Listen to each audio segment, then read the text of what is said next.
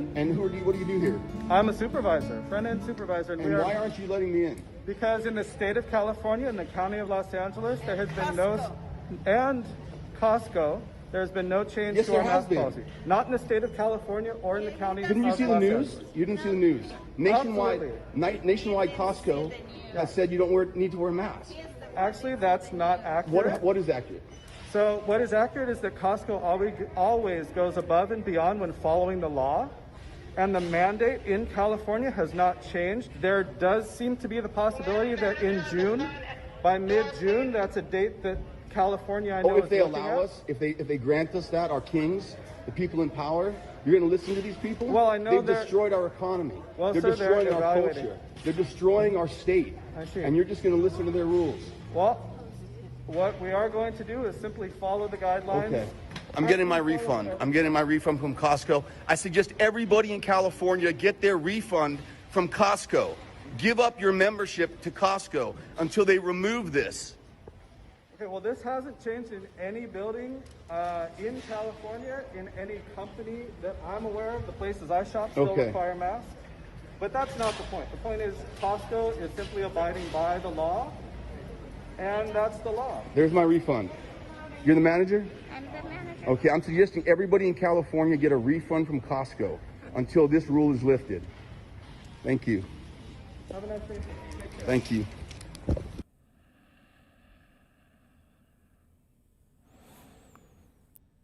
A moment of silence, please.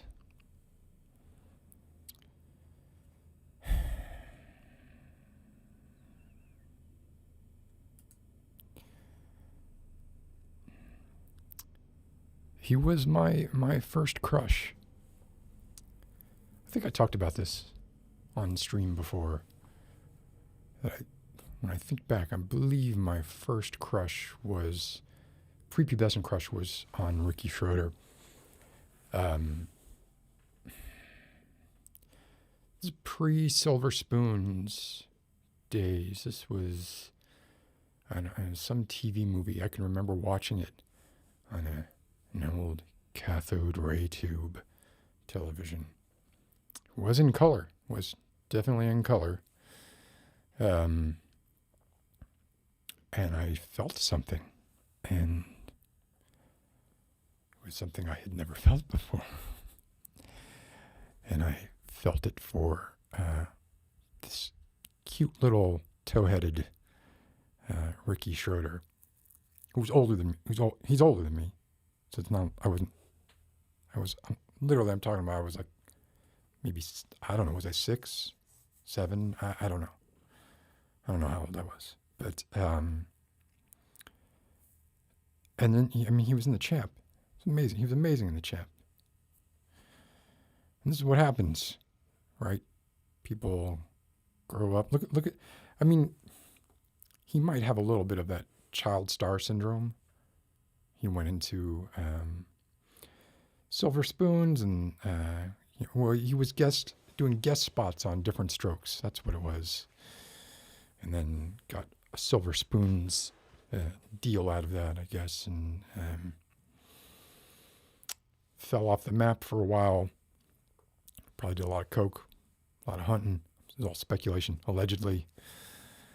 And reemerged doing procedural cop shows and spouting nonsense.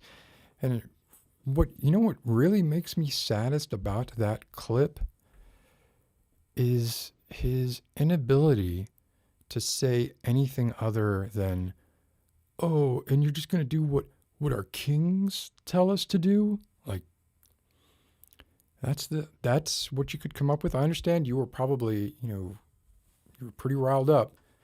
I could tell by that Blue Lives Matter cap and the look in your still somewhat paradoxically youthful and yet aging face, right? I could tell that you were being torn apart by your emotions inside, by your freedoms being taken from you, your freedom to go into Costco without a mask because you watch something on TV, which is a medium you are familiar with, Mr. Schroeder. But apparently you did not watch closely enough to know the full details of what you were talking about. But anyway, that's it. I'm done. I'm done with Ricky Schroeder. I'm not holding a torch for Ricky Schroeder anymore. Yeah, it's a perfect expression. Just kind of like, yeah, I turned into a right-wing asshole. Oh well, that's what happens. I almost want to like leave that up for a long time. But honestly, I look at it and I get lost in the nostalgia. And so, goodbye, Ricky Schroeder.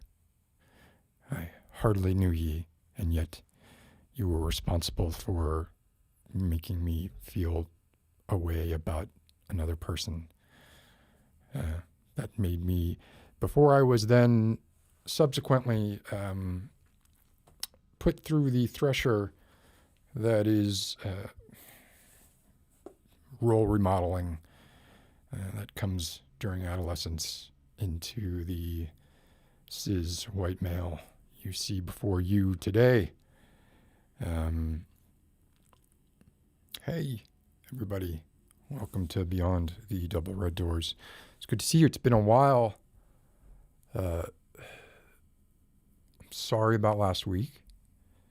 Really, like I was completely overloaded last week. But I am super, super, super duper excited about tonight.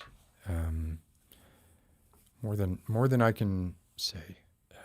I don't want to dwell too much on it, but if you're here, you won't regret it. So let me say hi to some people I haven't spoken to now, or I haven't heard. Well, that's not true. I played Murder Trivia Party with a bunch of you last weekend, the weekend before, something like that. Got my butt whipped, as I routinely do. That's why I don't do it so much. Quentin, hello. Lexi, hi. How are you doing? Pavi. Excuse me. I'm a little. I ate prior to doing this, and now I'm burping a bit. You're not here, so that's fine. Lexi needs a beanbag.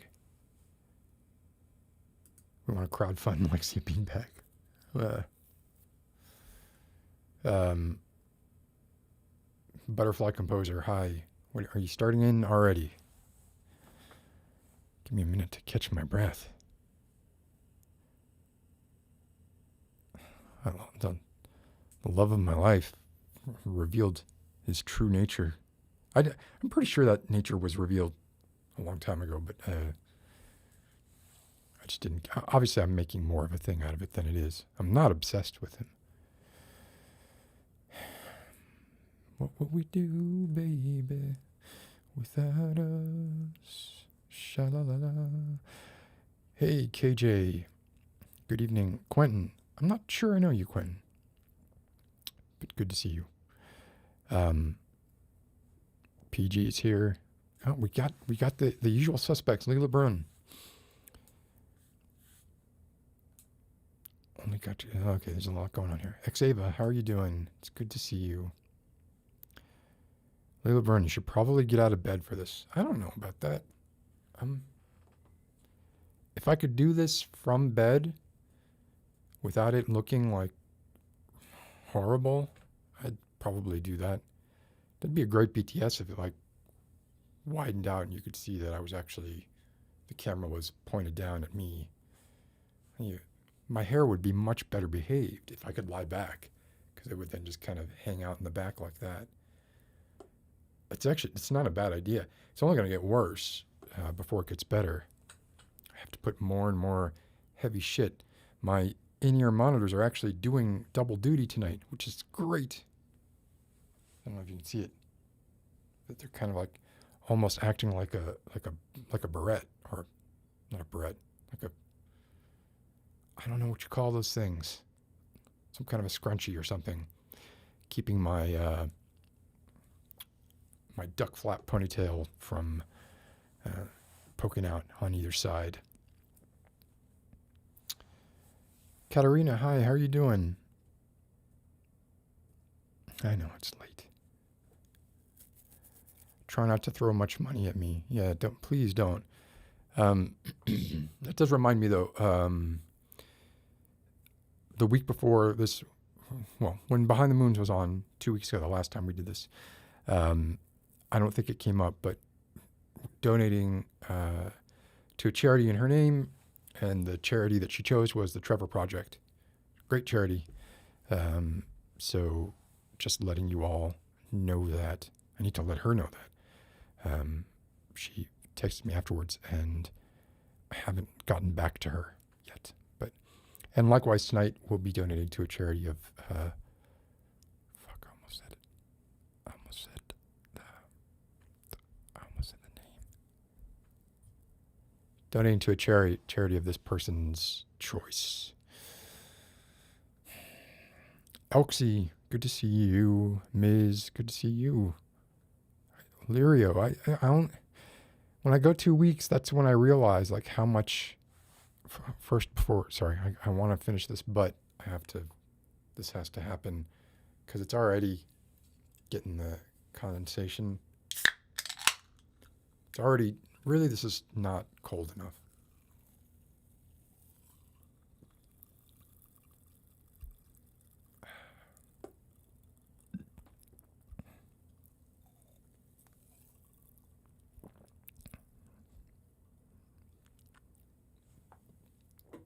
So I don't want to encourage super chats, but if there are super chats tonight, their net will go to the charity of the guest's choice. Net, yes. Because YouTube likes to take a bite. I mean, I guess they got to, right? They're only worth, what, like a significant percentage of the world's wealth is tied up in the Google empire. They're defining, it's funny, their AI blog is a wonder. If anyone is interested in artificial intelligence at all, you should definitely check out Google's AI blog. They've got some pretty incredible stuff that they're happy to just tell you about because what are you going to do about it? Lisa S., how are you doing?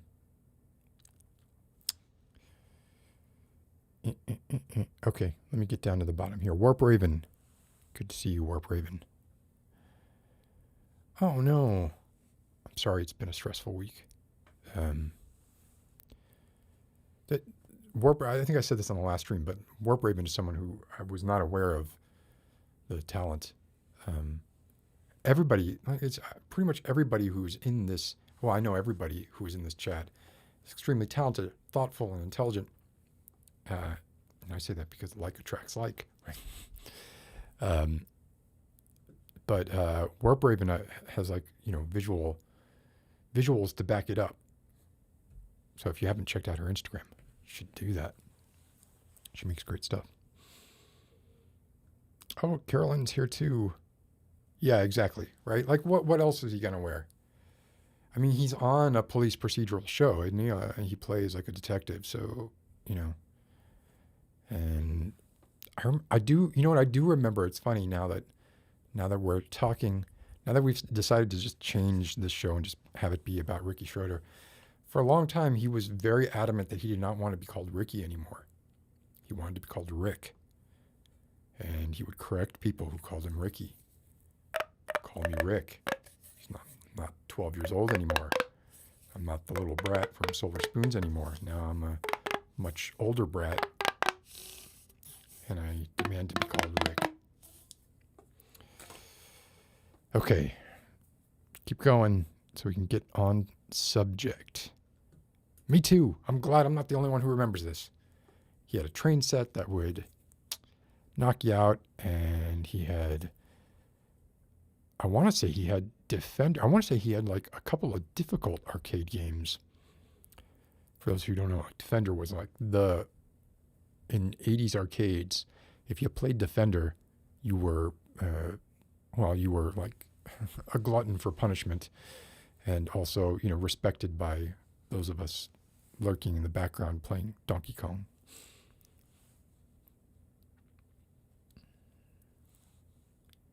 Oh, I didn't know this.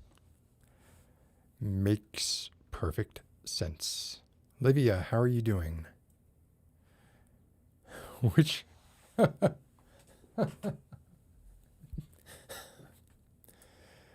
milk carton is that photo from? Horrible. It's terrible. Yog, good to see you, Yog. Ramona, how are you doing? Asterios. I got to get through all this real quick. Sorry. Let me regain my focus. Wait, what? He's in the Dark Knight? I didn't even know this. Yeah, I'm way behind in the chat. Let me catch up in the chat.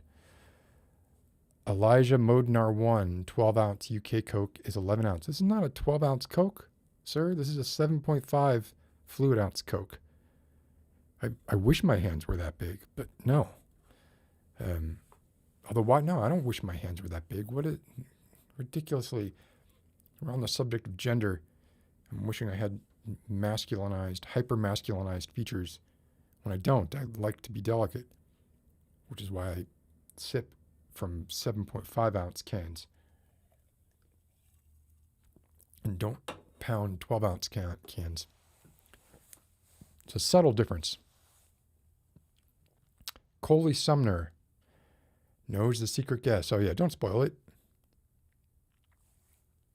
If you could, that'd be awesome. Oh, I didn't know this. I didn't know these numbers. Oh, I love the avatar though. I am more peppy this evening. I think I have a good reason to be peppy this evening. Really, I don't. Well, I mean, one, it's been King Colton. I haven't seen you in a while. It's been 2 weeks, and I did the Resident Evil playthrough. I have thoughts. I have like lots of things I want to say, but I want to kind of keep things on track for the first hour and a half. And then I can talk all kinds of crap about all kinds of things. All right, I'm going to... Why did my Resident Evil streams get a quarter of the views you're getting now? I don't know what that means. I mean, I'm sure the stream I did with Behind the Moons got a lot of views because Behind the Moons. And the stream tonight will get a lot of views because of the person who's on the stream tonight. When it's just me, we got the core. But I'm doing this for the ages. For the ages. Has no one noticed the difference in this thing here? Nobody's said anything about this yet, have you? What is the t-shirt, Ramona? This is a High on Fire t-shirt.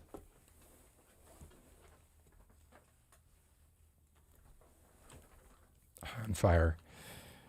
Doom metal band fronted by one Matt Pike, formerly of Sleep. Which, it's doom metal. I gotta recommend Leprous again. So I have been into metal, since I was a kid, then kind of fell out of it and then kind of got back into it. Wasn't very good at keeping up with newer metal bands. And wasn't generally a fan of like prog metal, but Leprous, oh my gosh. I think I made this joke on Twitter or on the Discord server or something already, but like that's a band that's like Death Angel. If you've never heard the band Death Angel, you hear the name Death Angel. If you go listen to Death Angel, you'll be like, why do they call themselves Death Angel? Like these are ballads and like kind of rocky. They're I guess they're technically metal, but they're like Death Angel is definitely overshooting. And I think Leprous did the same thing. They were, and like I said, I have Ardra ASMR to thank for introducing me to Leprous, but and they were a slow burn. They kind of took me a little while, but they were the backup band for Isan from the Norwegian black metal band Emperor. They were his backup band, or his touring band, when he would go out as Isan. And they've since come into their own. I think they're pretty amazing. No, I've been going out in the sun way too much, Celine. I'm getting sunspots and all this kind of stuff that I'm going to have to call my ex-wife and say, can you bring home a bunch of Jesner peel and give it to me? Because I went out in the sun. The combination of the torturous winter and the pandemic, I had such like that, it was like locked in syndrome, but in my house, not in my body, which is redundantly taking a step back from what that metaphor was for. That I was just like, anytime there was a hint of sun, I would see a hint of sun through the window here. I'd be like, I got to go outside. I got to go outside in the sun. And I've been doing that, and I'm paying the price. I think I've aged 5 or 6 years in the last 2 months, which is great. I did actually get teeth work done, but like the tooth work I got done basically brings me up to the level of janky ass teeth, whereas before I was like super janky ass teeth. I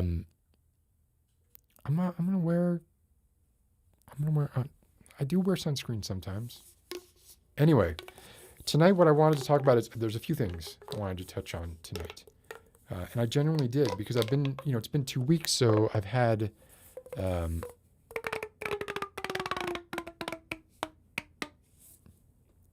what is this about? Sunscreen, the hate the prequels received. Talking about Star Wars now? Cicadas, Brood X. I'm over freaking cicadas, man. They are really, really loud right now, annoyingly so, and have been for some time. And I'm sick of it. Like, sometimes like you might watch areas where there are basically plagues of bugs, and they're like people who are just like stepping on them and just like walking through them and smashing tons of them. And you're kind of like, oh, wow, man, why are you stepping on those bugs? I've definitely gotten to that point with cicadas. They're all over my back porch, my front porch, anywhere you go, any place you step in the grass, you're going to step on a cicada.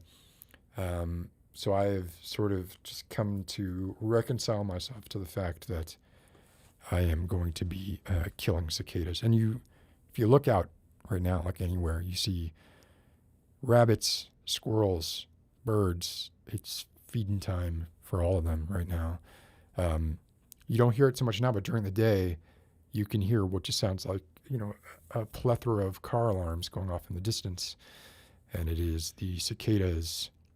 But anyway, I didn't realize I was advertising for blue all this time. I mean, I did realize it, but I was just like, what the fuck? All this time I had the blue logo here. This is a blue compass, this arm, which I do love, right? So it's fine.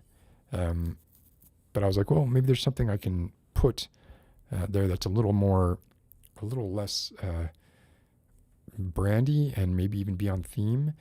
And for the Dracula video that I just put out about 4 or 5 days ago, it's a Dracula video that does not pose as a Dracula video. I'd gotten these coins, these period coins, and I totally forgot to use them. And this one fit right here, and I think it fits the aesthetic because it's like the brass. It's a little duller brass, but I think it looks pretty nice. I'm happy with it. And what did I stick it there with? That command gum. You know what I'm talking about?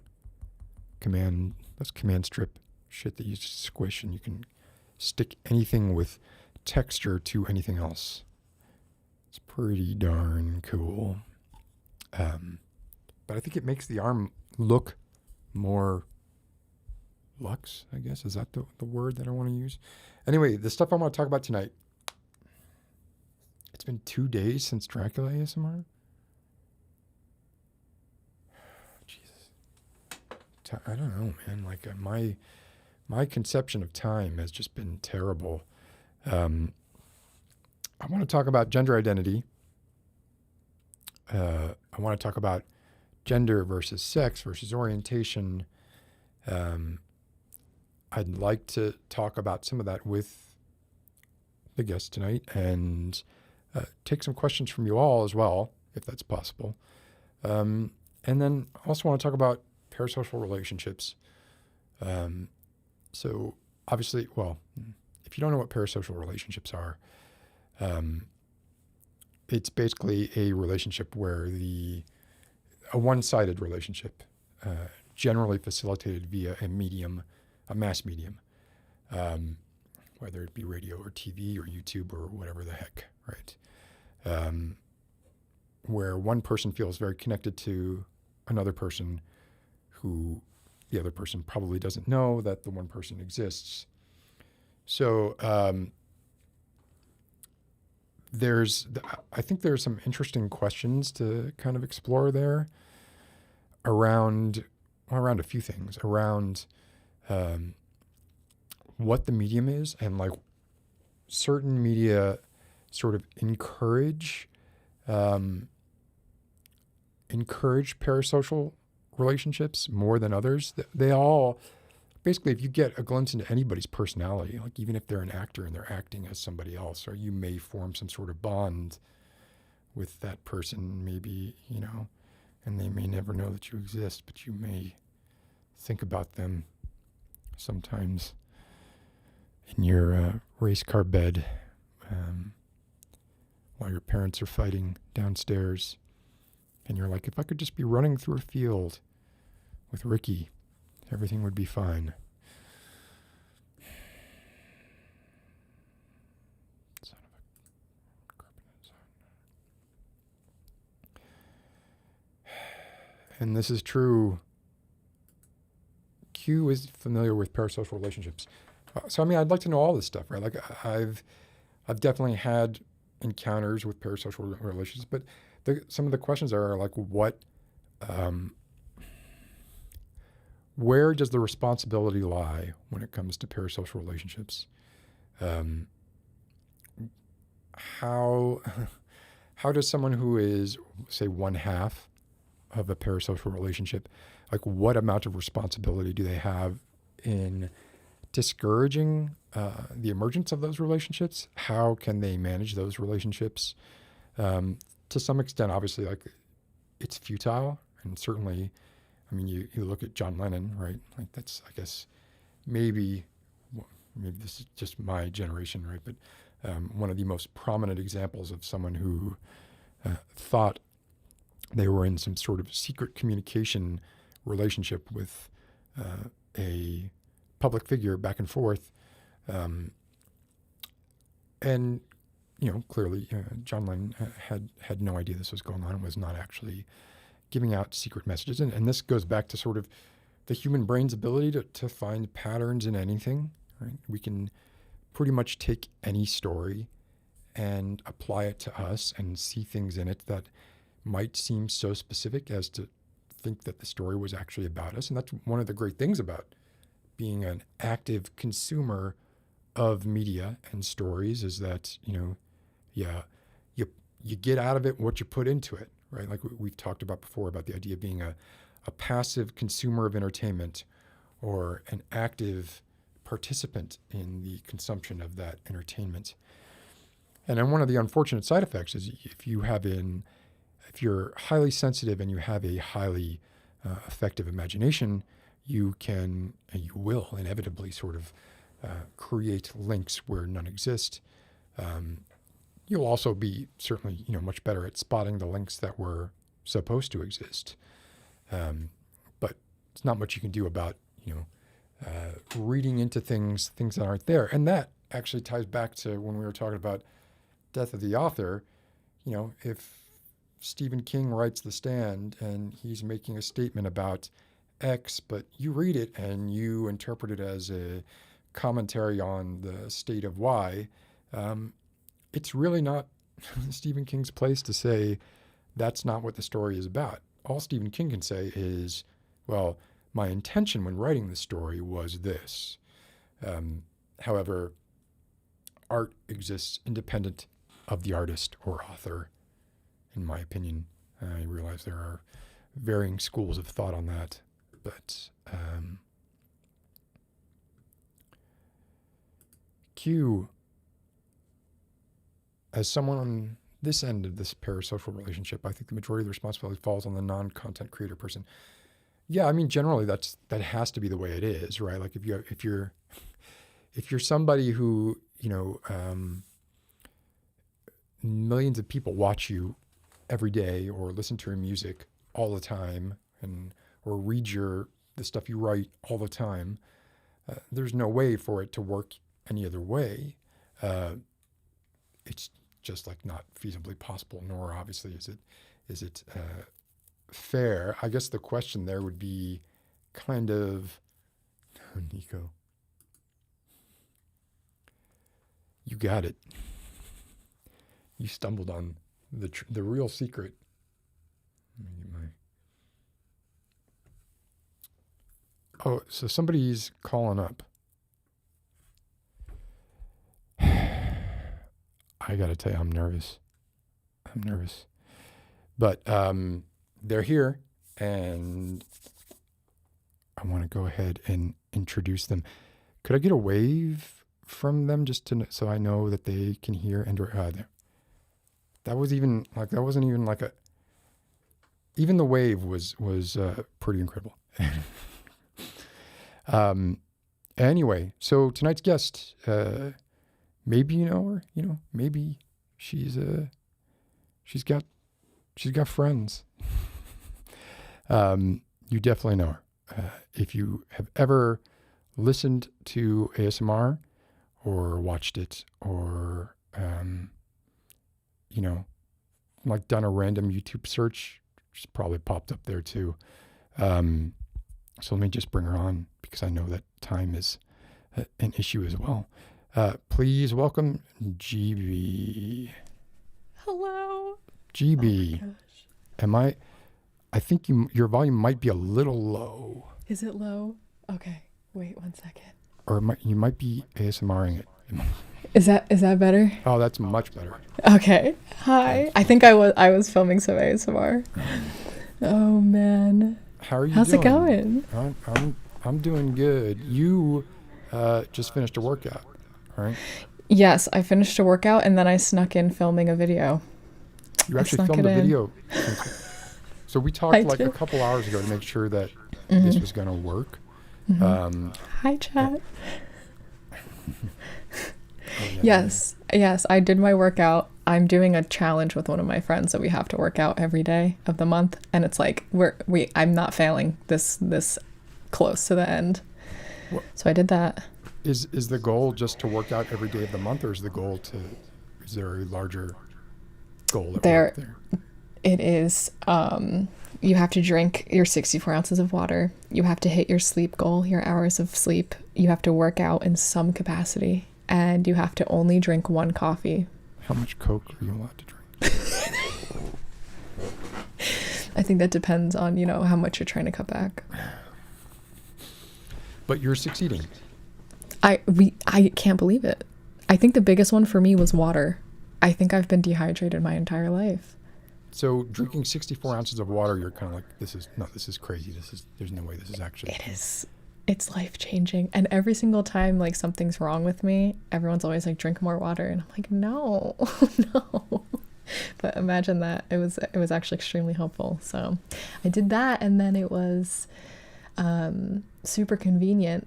My 5-year anniversary on YouTube is coming up, which is insane. When did you start your channel? What year? Do you remember?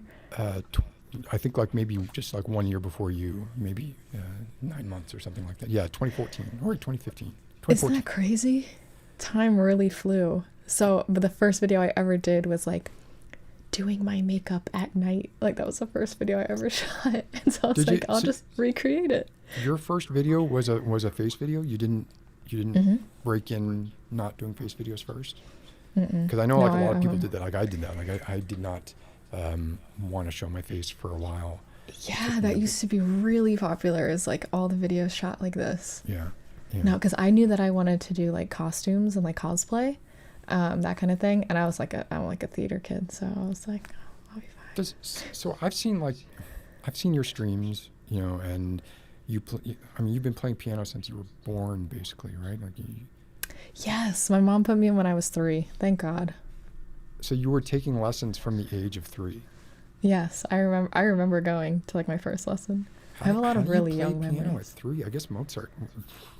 Oh my God, yeah. I mean, there was a lot of people better than me at 3, but you just, because I think it's almost like a language, right? Like when you're a little kid, it's almost easier to learn. So it wasn't bad. My teacher was very like lenient. She was not like one of those strict piano teacher stereotypes you think of. It was fun.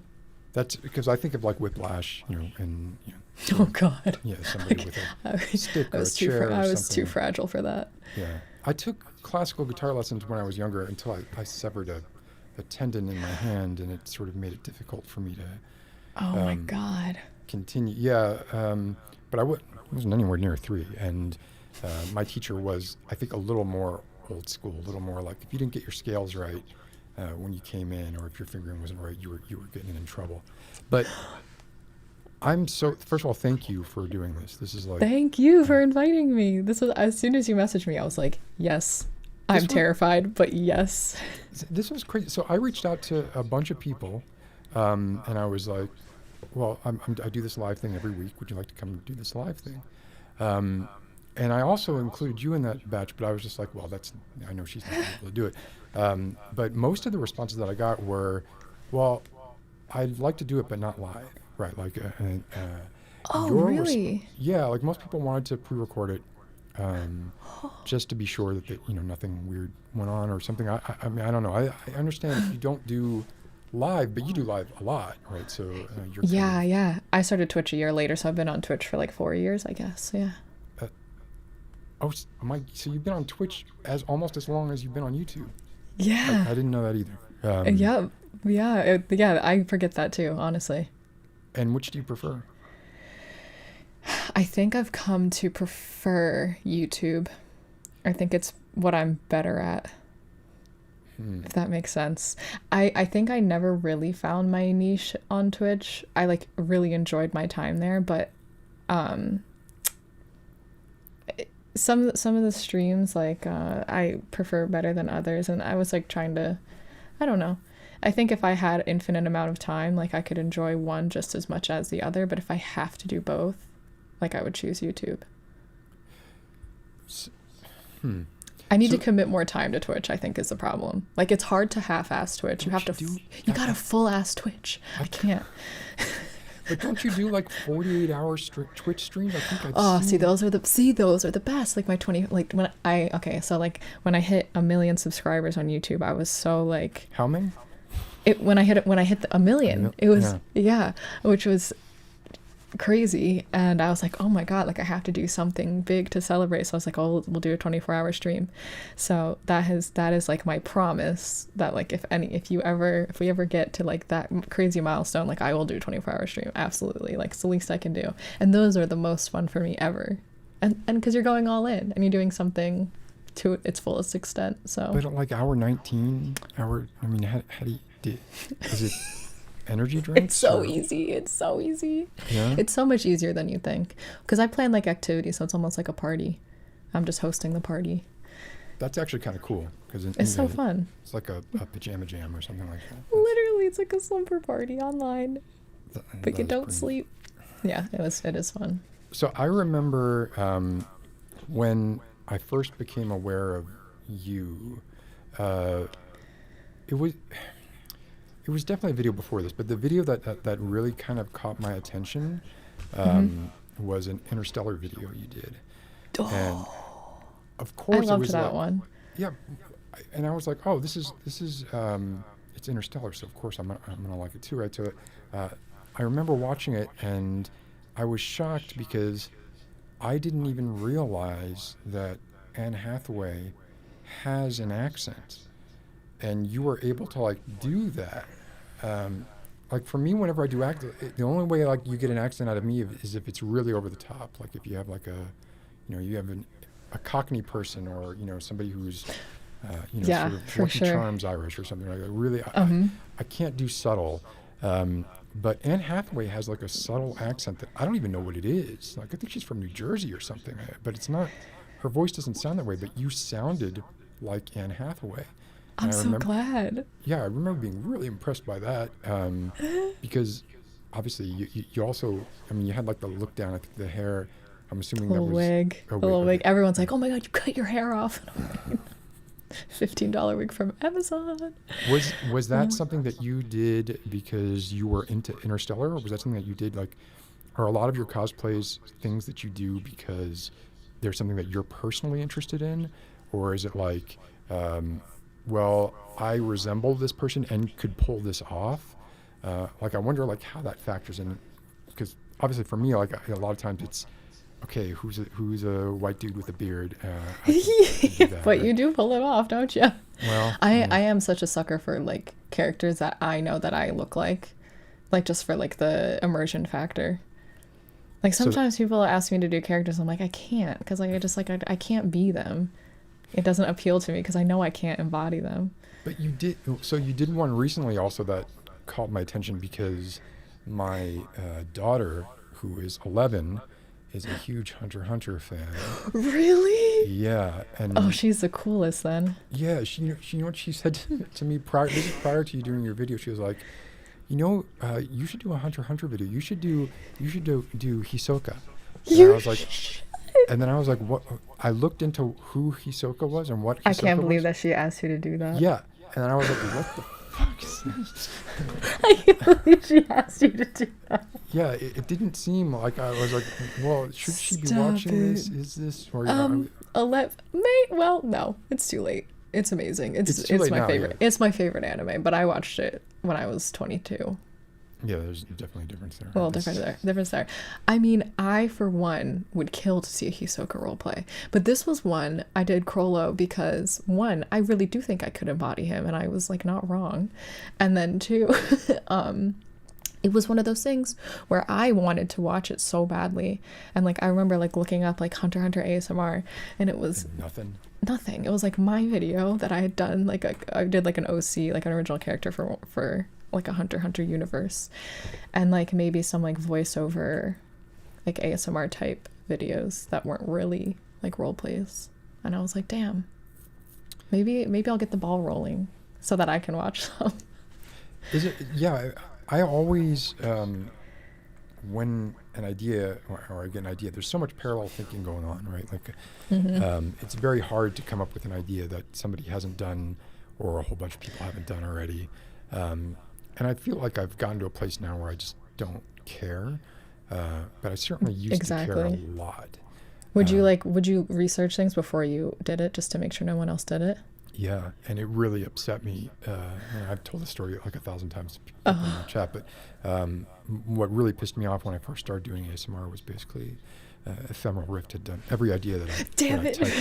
Ephemeral Rift. Damn it, man. Yeah, and then at some point I was just like, well, I just got to do it, because otherwise, like, this guy has done everything that that I want to do, and so it's either everything not do anything and more, everything you can possibly imagine and more. Yeah. Well, I've always found your content to be insanely unique. I think the first video that stood out to me, and again, I don't know if it was the very first one, but it was the Sleep Like a Baby one. And I was like, you've got to be kidding me. This is so cool. That was that must have been like 5 years ago. That I look back and I see, I'll tell you 5 years ago or whatever, and it actually makes me sad. Like I'm like, I cannot believe that was 5 years ago. I know. Yeah. This feels like a very current thing in my life. It doesn't feel like something that I should be able to look back on yet. That's okay though, because I was kind of like reminiscing because I was filming my video today, because I was like, all right, this is like my 5-year anniversary, and I'm like, this is kind of weird. I can't tell if 5 seems like a little or like a lot, because it is like your life, right? Like this is what I'm doing. This is it. I'm out of school. Like this is my life. And you've been you were pretty much successful from the start, right? I mean, you're very dedicated. It was crazy. Yeah. Yeah, it was a lot falling into place at once, I think. But was there a period where you were just kind of like moseying along and you were like, well, is this going to work or not? And then or was it just pretty much, you hit the ground running? I actually have to give a lot of credit to Patreon, I think, because that was what like kind of like was my little catapult, because I never like had like a super viral video or anything like blow up where it's like I was really low and then really high. So it was like a really steady upward trend like the entire time. But I think it was, once I started posting, and that was another thing that I'm like, whoa, I like haven't not posted in 5 years. I've never not posted. So that's crazy to me. I can't remember when I started my 3 video a week schedule, but it was pretty close to the beginning, and I just kept never going. Missed one? No. Do you pre-record? So yeah, I film 2 weeks ahead, so I always have 6 videos filmed, and then I film for 2 weeks. So like this week I'm filming 3 videos that will appear in 2 weeks, and I already have this week's and next week's done.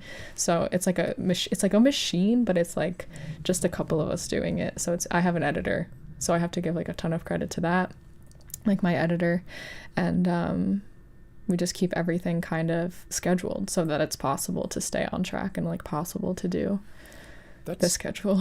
That's something else that stood out to me about you. And I do want to get to yeah, sure. But something just for a moment remain Please, in this mutual admiration kind of bubble thing. One of the other things that stood out to me about you was I think was the Friends collab, I think. Oh my God, yeah. And when we did it, we were like, okay, we're doing this collab. And then you were like, fun. Okay, here's the Google Drive link, and here's like here's the Excel spreadsheet that shows where everybody's going to be doing what they're doing. And it was just like, I was like, this is being handled very, very professionally and businesslike. And then like for the B-movie stuff, that was another level entirely. Thank you again for being in that.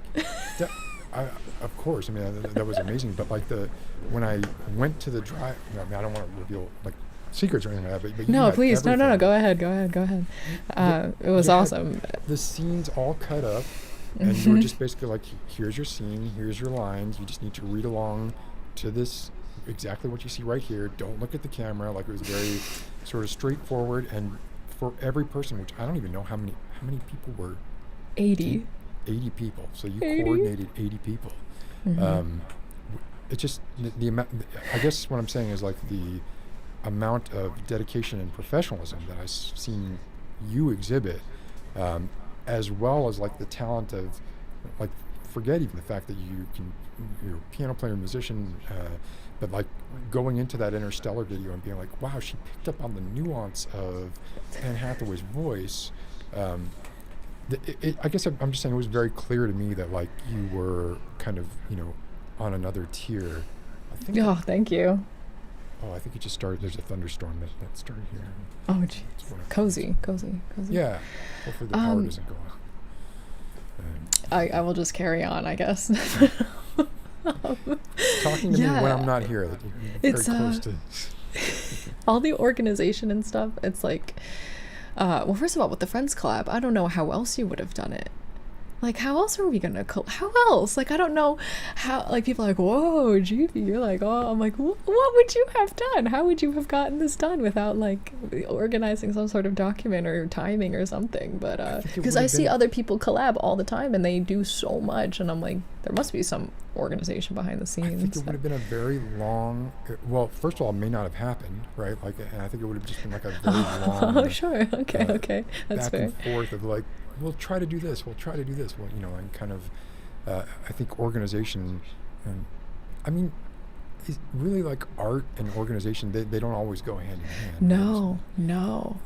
But that's why I was always kind of jealous of some channels who like, they don't have a schedule. They post like their perfect,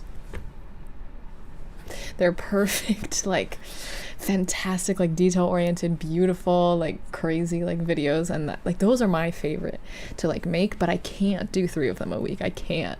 So like I definitely do try to, it's like a give and take. I just learned on YouTube in general, like you kind of have to swallow any perfectionism, which is interesting for me because I am like a little bit of a perfectionist, but I don't think that shows in my content. So anytime that like people notice details or like work that I've put in, I always love.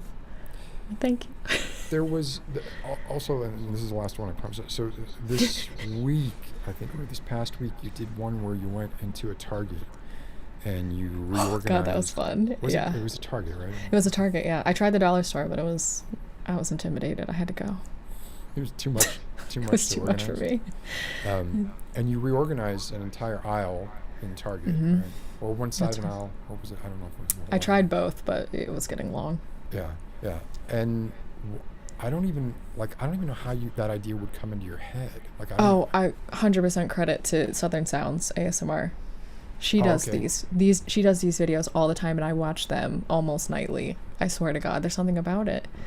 She goes into the dollar store or Target or whatever, and she'll just talk about the items as she's putting them away. And I'm like, God damn, I love these videos so much. So I get like my ideas are like sourced from like an incredible amount, and that like I feel like my content is very varied. So at least like when some people are complaining about something, I'm like, well, my next video will be completely different, so don't worry about it. That's a good way to look at it, because a lot of people are like, well, I got to stick to my brand, right? Like that's hard to do. Yeah, I'm always afraid to try to like move out of my comfort zone, and it really is like a comfort zone, something where it's like, well, I feel okay about this, right? Like, and I don't really care what other people feel about it, because I feel okay about it. And then when it comes to trying something different, especially if it fails, like you have to be a resilient personality probably to be able to take those failures in stride and just keep going with new stuff over and over again until something hits, right? 100%. Yeah. A question here from, do you mind if we take a quick question? Let's. Butterfly Composer asked, how do we all feel about ASMR getting more and more mainstream to the point where it isn't even a joke or a reference anymore? Do you want to grab that? I like it. I think it's great. I mean, it's like it's a lot better for my personal experience just out in the world, like just saying, hey, what do you do? Oh, I actually do ASMR. And people go, oh, I know what that is, rather than explaining it every single time. I mean, it's just like kind of like a strength in numbers thing where it's like, especially like the younger generation, anybody who's on the internet, they know what ASMR is and like know what it's about. I'm like so tired of doing interviews of like, so is it sexual? Yeah. And I'm like, the last 4 years I've answered the same 3 questions. Like, I'd love to start being able to have conversations that are deeper than what is ASMR. Right. Like the fact that if we can get past that and like start talking about like you could talk all day and night about it, about like how it's a genre and how it's an experience, how it's like all the different things, and people are like, oh, it's whispering and soft movements. I'm like, it is, but not really. And so it's like you could talk forever about it, but having to not answer those same questions would be great. I'm guessing you get a lot, and I get some of these too, a lot of comments that are like, this is not ASMR, right? ASMR police, who are you? Yeah, exactly. Yeah, like, okay. You get that, really? Oh, I get it all the time. Like, you're just talking. God. You're just talking, right? Okay, well, yeah, I'm just talking, but some people find that to be ASMR, right? So that's fine. But here's another question. Do you identify with a specific gender label, or just broadly non-binary, or are you broadly non-binary? It's been an interesting topic in my own head recently, and I've talked about it a bit with my husband and with my friends, but you know what hit me really hard was Women's Appreciation Day. I think that was like last month maybe. It was the worst. People are like tagging me and stuff, and they're like, I love all these women, and like just seeing my name there and like people being like, I don't know, like I didn't want to be perceived that day. Does that make sense? Where it's just like I don't necessarily want to be a woman. Like I don't want to be like, I just want to be me. So like I grew up with like a lot of interesting, I went to Catholic school and like all that stuff with a lot of very clear gender norms and like things to follow. But I also was kind of growing up in the era where they're like women empowerment and like even though you're a girl, you can do what you want. And I'm like, even though, great, thank you so much. There's a lot of that, where it's like people trying to empower you, but like at the same time like also putting you down just for existing. So like having an ASMR channel, yes, please. It's like a very passive aggressive way of doing that, of like saying, And that's been sort of the way. It's funny you say, like, you didn't want. I'm recently rereading this book, Refusing to Be a Man, which was written in like the late 80s. So a lot of even the concepts that were considered very progressive in this book by John Stoltenberg. He was married to Andrea Dworkin, who is largely considered to be one of the progenitors of the feminist movement. But a lot of the stuff that he talks about in here, even now, like today, would probably be considered not progressive enough. But the whole idea of, I don't know if you were able to catch the beginning or not, but like my very first sort of sexual attractions were towards other men and not towards women. And it wasn't until later in life that, and I don't know how this happened, but I somehow got to this point where I became a cis male who was attracted to women, and I was either able to.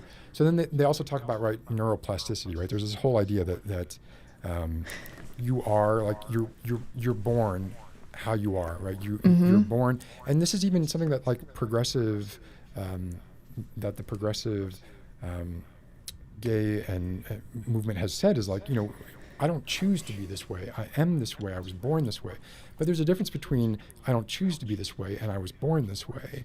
And it just seems like a lot of the more recent neuroscientific studies are saying that there's a level of neuroplasticity that exists until the age of 30. Until the age of 30, okay. Until the age of 30. So you could really be sort of molding who you are and what you are at your core, and your brain could be being rewired by your environment. And this is the reason this is a little dangerous is, right, like people start to think, well then maybe gay conversion therapy can work, or that kind of stuff. Right? Yeah, that's like the first thing that comes to mind. Right, exactly. But it's more like the brain is too complex of an issue to just say, well, you're just born this way, it has nothing to do with your environment, and it's too complex to say, well, it's just your environment, and it's not that you were born this way, it's that you were taught wrong. It's got to be a little bit of both. It has to be. It has to be a little bit of both. It's like everything else. It's like it can't possibly be one way or the other. Everything is like a little bit of something. I would totally agree with that statement. Let's see if other people agree with it. And the other thing is that like I don't even I don't desire to be a man either. That doesn't sound very fun or easy as well, So it's just like it's not even. I've lived I'm 26. I forget that. So I still have some neuroplasticity. You have some neuroplasticity. Oh, good. According to some people, according to other people, you lost it. I'm done. Yeah, I'm done. But I do feel like I have changed a lot, just like my way of thinking, and I can't tell if it's just what I was taught or like literal capabilities of understanding myself. I don't know. I can remember having some really uncomfortable conversations where what I wanted, I felt like what I wanted to say was to a friend of mine was, to a homosexual friend of mine was, like, were you always certain that you were gay, right? Without sounding like an not like, asshole. are you sure? Yeah. It was but like, more like, were you sure? Like, yeah, it was more. It was me. I was like, look, I sometimes question my own orientation, and I'm wondering how real that is or was for you. And I like you said, I think it's a continuum. There's a kind of spectrum. Sexuality is a spectrum. Gender is a spectrum, right? And orientation can be a spectrum. It's obviously a spectrum as well, right? So you can fall probably anywhere. And I don't think one of those, they're independent of each other, right? Like just because you're oriented one way doesn't mean that your gender has to be one way. There's that's something that's actually like falling into place for me. That's making a lot more sense now, which is like people's pronouns, their gender identity, their sex, like everything, it can be different. It's like everyone keeps trying to like make it make sense and make it easy, but everyone is different. So what is your opinion when it comes to gender labeling, right? It's all about like, I think it's like it's like your own self journey, right? So you don't like turn a certain age and you have to choose. It's constantly a journey. So I do feel like the earlier you talk about it, the better for everyone involved. I think that's where it's kind of like a struggle, which is like when I was younger, like it wasn't a topic. So I'm glad to see that like people in middle school are like knowing what pronouns are. And like that sort of thing is so new, and I'm like looking forward to that not being new. So like again, it's almost like, what is ASMR? Yeah. It's like, what are pronouns? How do you possibly use they, them for a singular person? Like people are so confused about it. I'm already looking forward to the when it's like the norms, you can start talking about the more important things. Exactly, right. And I remember me having this question, which was like, well, why would you use they as the possessive, but then she as, it's like, shouldn't it be either she, her, or he, him, and not she, they? Like, I remember having those questions myself, and that just came from ignorance, right? That was just you literally don't know. Yeah, exactly. And being open to like learning those things, I think it becomes more difficult, obviously, a little bit as you age, but I think it's sort of incumbent upon us, as if we want to be like a compassionate society, which I hope that we all do. Me too. To kind of try and embrace that stuff and not fall back on this kind of lazy argument that you sometimes hear, that it's like, well, it's all about anything. Wow, I don't know if you hear that, but it's thundering really, really loud. I did hear that. Yeah, anything like postmodernism and the whole kind of Jordan Peterson track of, well, I'm going to call you what you are because you have an XY chromosome, therefore you are a man. And, I don't care what you think you are. And they think they're so smart. Yeah.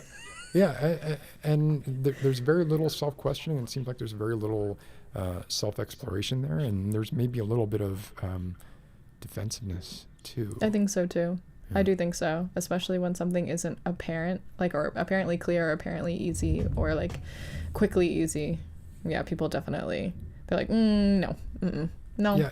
And humans in general are the worst with change. Just the worst. Any change. It doesn't even matter what it is. So it's like something like this, I'm surprised but disappointed. Although, right, then I think about like my sister has a son who is 13, and he physically appears very feminine. He has long hair. He has very kind of like high cheekbones, sort of, I guess, elven features. I don't know if that's the right thing to say. And he's often mistaken for female. And my sister will get outraged by that, but my nephew doesn't give a fuck. Like he's just like, that's great. Care, right? That's fantastic. And also interesting, like why she gets so upset, Yeah, well, she's older. She's older than I am, even. So I think for her, it's a little bit of like, maybe just she doesn't have that neuroplasticity anymore. It's gone. But I found it very. I remember when she was telling me this, I found it very heartening to know that here's a kid who's in one of the most difficult stages of life for any male, female, anywhere on that spectrum. Oh yeah, 13. Yeah, I mean, bullying, all that kind of stuff, and the sort of constant hammering to fit in with the norm, and not just fit in with the norm, but then identify the outsider and then say, pick on that person, right? Like, don't pick on me. I promise I'm like you all. Like, pick on that person over there. Yeah. So I found it like, I was like, oh, you go. That's awesome that you don't care about this, right? So maybe there's light there. I'm sorry. I think in the younger generation, for sure. It's definitely on the horizon. Like I can see it, which is fantastic. Hopefully ASMR is normalized. You don't feel like you're losing like your little niche, your little pet. Like, oh, but ASMR was like my little corner, and now everybody's got it. I think the only time where that, like, I really ruminate on that is I just want people to realize who, like, as people who are starting a new channel or something, they're like, how did you do it? And I'm like, you had to start 5 years ago, and it's I'm like, I would not want to start now. I'll tell you that, because like it's just one of those things. It's just like hindsight for me, it doesn't matter how, like, the more creators there are, the more viewers there are, the bigger the community is. It's fantastic. I don't see it as competitive in any way. It is disappointing when people do see it as competitive, when people like, you took my idea, you did this, you did that, like, they just do this, they're in it for the class. I can't believe, like, ASMR drama. I'm like, oh, you're right. Everything. Yeah, it sounded like it hit the house next to mine or something. You're caving in. Wow. Dear God. That's scary. Man. Sorry. I'm sure it has nothing to do with what we're talking about. This is not God extracting retribution for us doing whatever. So letting ASMR sort of blossom into the from the chrysalis into the butterfly that it is now. There is definitely like there is still a lot of like infighting in the community, right? I step back a lot. It's intimidating. I don't have like a ton of like close like friends or anything. I think it's just like natural that some people form cliques, so it turns into any other clique thing, which is just like fighting and drama and whatever. And it's just like, I'm good. Do you know, I'm sure you know this, but have you thought of it in these terms? And I know this is probably not that important to you, but I found it interesting. You have more subscribers than any city in the United States, with the exception of New York and Los Angeles. I did not know that at all. More subscribers than National Geographic had at its peak, or Time magazine, which I think is interesting. More subscribers than the country of Luxembourg has citizens. I'm sweating. Is it just a matter of like, well, what's another zero at this point? Like, once you get to a certain point? No, it doesn't stop being weird. So it's still weird. Does that intimidate you then? Like, when you're like, I'm putting something out that this many people are going to see? A little bit, but it's mostly like, it's kind of like a weird balance because, well, they're here because of what you have done already. So if you if you like try to like impress people like too much, then it's like, what's the point? They're here for you being yourself, which is like, so that's one of the like pieces of advice that I try to like give people who want to start a channel, is like, be yourself, because it's hard to not be like, if you're committed to being yourself, then you never have to fake it, and you'll always like what you're doing. And I think the variety content helps, again, kind of like I said. Right. I make whatever I think would be fun. So I don't want to wade into waters that are too repetitive with things that you've answered before, but I am sort of curious, like, when you think about this in terms of parasocial relationships, right? You're talking about be yourself, sort of let your personality show through. That is successful generally for a reason. One, you have to have an appealing, charismatic personality, probably, although, different strokes for different folks, right? And what some person finds appealing. Oh, for sure. Some people find me so annoying, and I'm like, that's okay. That's okay. It's okay. I would never blame you. But the more that your personality kind of comes out, the more people might feel like they are resonating with you in a way that to them feels very real, and to you it doesn't exist, right? And on a scale that I can't even imagine, right? It is interesting, because it is like, as much as I want to say, like, and I think a lot of celebrities and singers, there's been a million songs about it, they always say like, you think you know me but you don't know me. I'm like, you kind of know me, which is like a kind of like I want to like hide behind this protective, like, you don't know me. I'm like, you kind of know me. Like, I am myself. Like, I am, especially when I started Twitch 4 years ago. I think Twitch is really where it is very real. And I think you can kind of tell, like, as you're talking to your people in chat, like, you kind of know these people. So it is very interesting, big step in the parasocial relationship concept to have social media influencers, creators, that sort of thing. I do know some of my viewers. I do know some of them back. I have befriended some of them. I'm going to meet up with them in a couple weeks to hang out. Like, these people are like my friends now. And I'm like, it did occur because of YouTube, because I was playing Overwatch on Twitch. And yet, if you take that number of like 3.3 million, high majority of the people are strangers. Like, and that's mostly the truth, is that they might know some things about me, but they know just as much as everybody else. And I don't know you at all. I don't know your intentions. I don't know who you are. I don't know who your family is. I don't know anything about you. So it's very interesting from my perspective. I feel very responsible when I make videos. When I am addressing the camera, I'm so worried about saying something too specific. Does that make sense? Do you ever think about that? Too specific is in like something that someone might interpret as, oh, you're speaking directly to me. That message was meant for me because you did the Twitch or something like that. There's something, you know, in what you were doing that resonated with me. Yeah. Or if you're doing like positive affirmations or something, and I'm like, it's okay, like just do it, you know, like you can do it. Like, I don't know what I'm encouraging.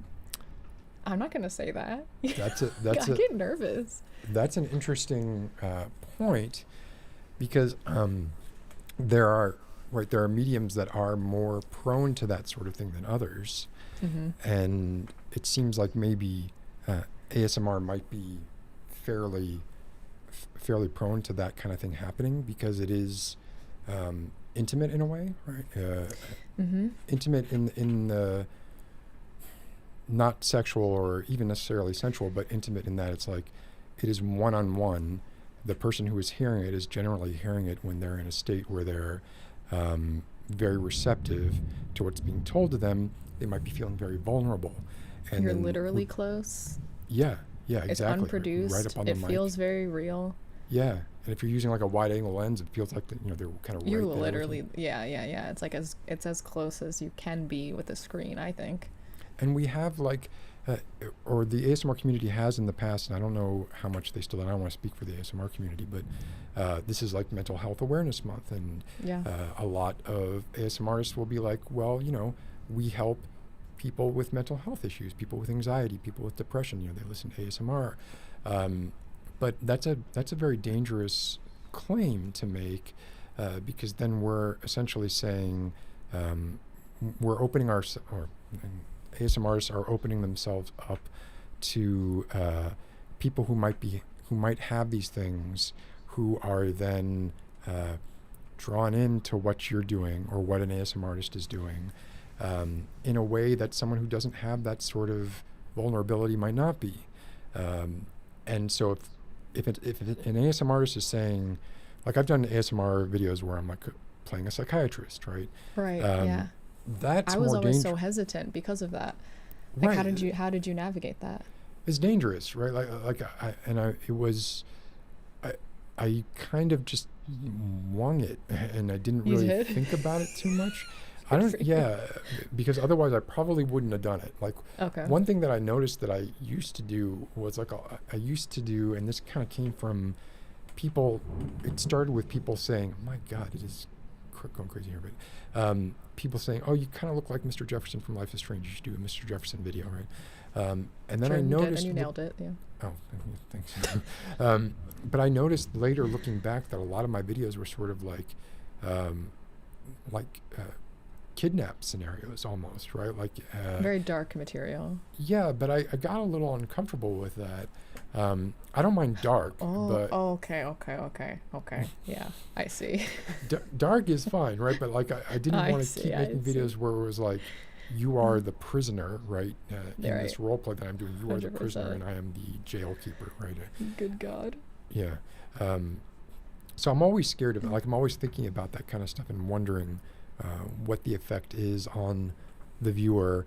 And I can only imagine. I guess I can't imagine, or I can try to imagine how many people you have helped, which is great. Obviously, that's a really positive thing. But then they then feel like they're addicted to you in a way, right? Like, yeah, I do I am aware of that. Like, I definitely have been aware of that for years. And I think that my content in particular has gone a very specific route on purpose. Whereas my content is a lot more about like entertainment, like a lot of like comedy moments and like things like that, and less about I'm gonna take care of you, I'm gonna fix you, I'm gonna be your whatever.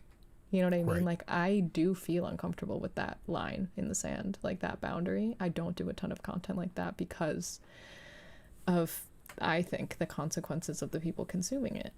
And it is sad because I think a lot of people could benefit from it, but I'm not necessarily the right person to be doing that.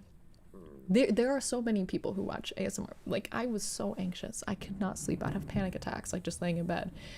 But watching ASMR really helped my anxiety, and it had nothing to do with anyone talking about anxiety or anything. It was like Maria Gentle whispering, tapping on tea bags. You know what I mean? So I think when people say it helps with their anxiety, it doesn't necessarily have to be about me, Gibi, addressing your anxiety. It's just like being there, and ASMR is just so nice because it's distracting. I think that's what I like to do, is distract. Right.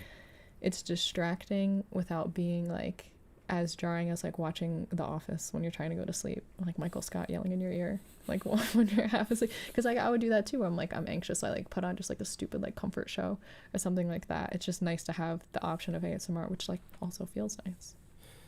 So then what it sounds like you're talking about there is almost walking that line between being personal and then depersonalizing.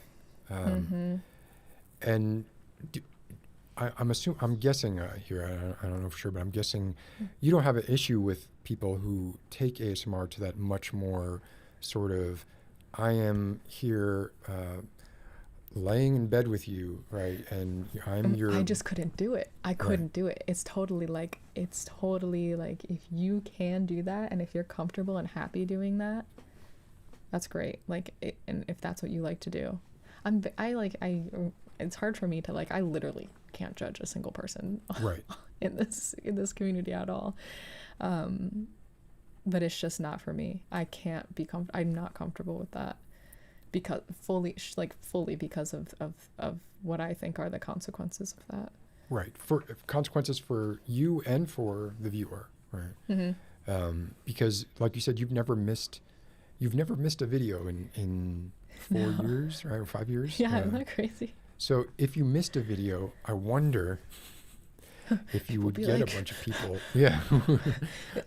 I do get like, my mom is very involved in my channel, which is adorable. And she is like the one texting me on like a Tuesday night. She's like, put up your video, you know, because I'm like, oh shoot, I forgot, which is funny because I've been doing this for so many years. How do I forget? But I do. But everybody is like a lot more chill than I think we give them credit for. If I were to ever need a break and be like, hey, I'm not posting today, they would be like, okay.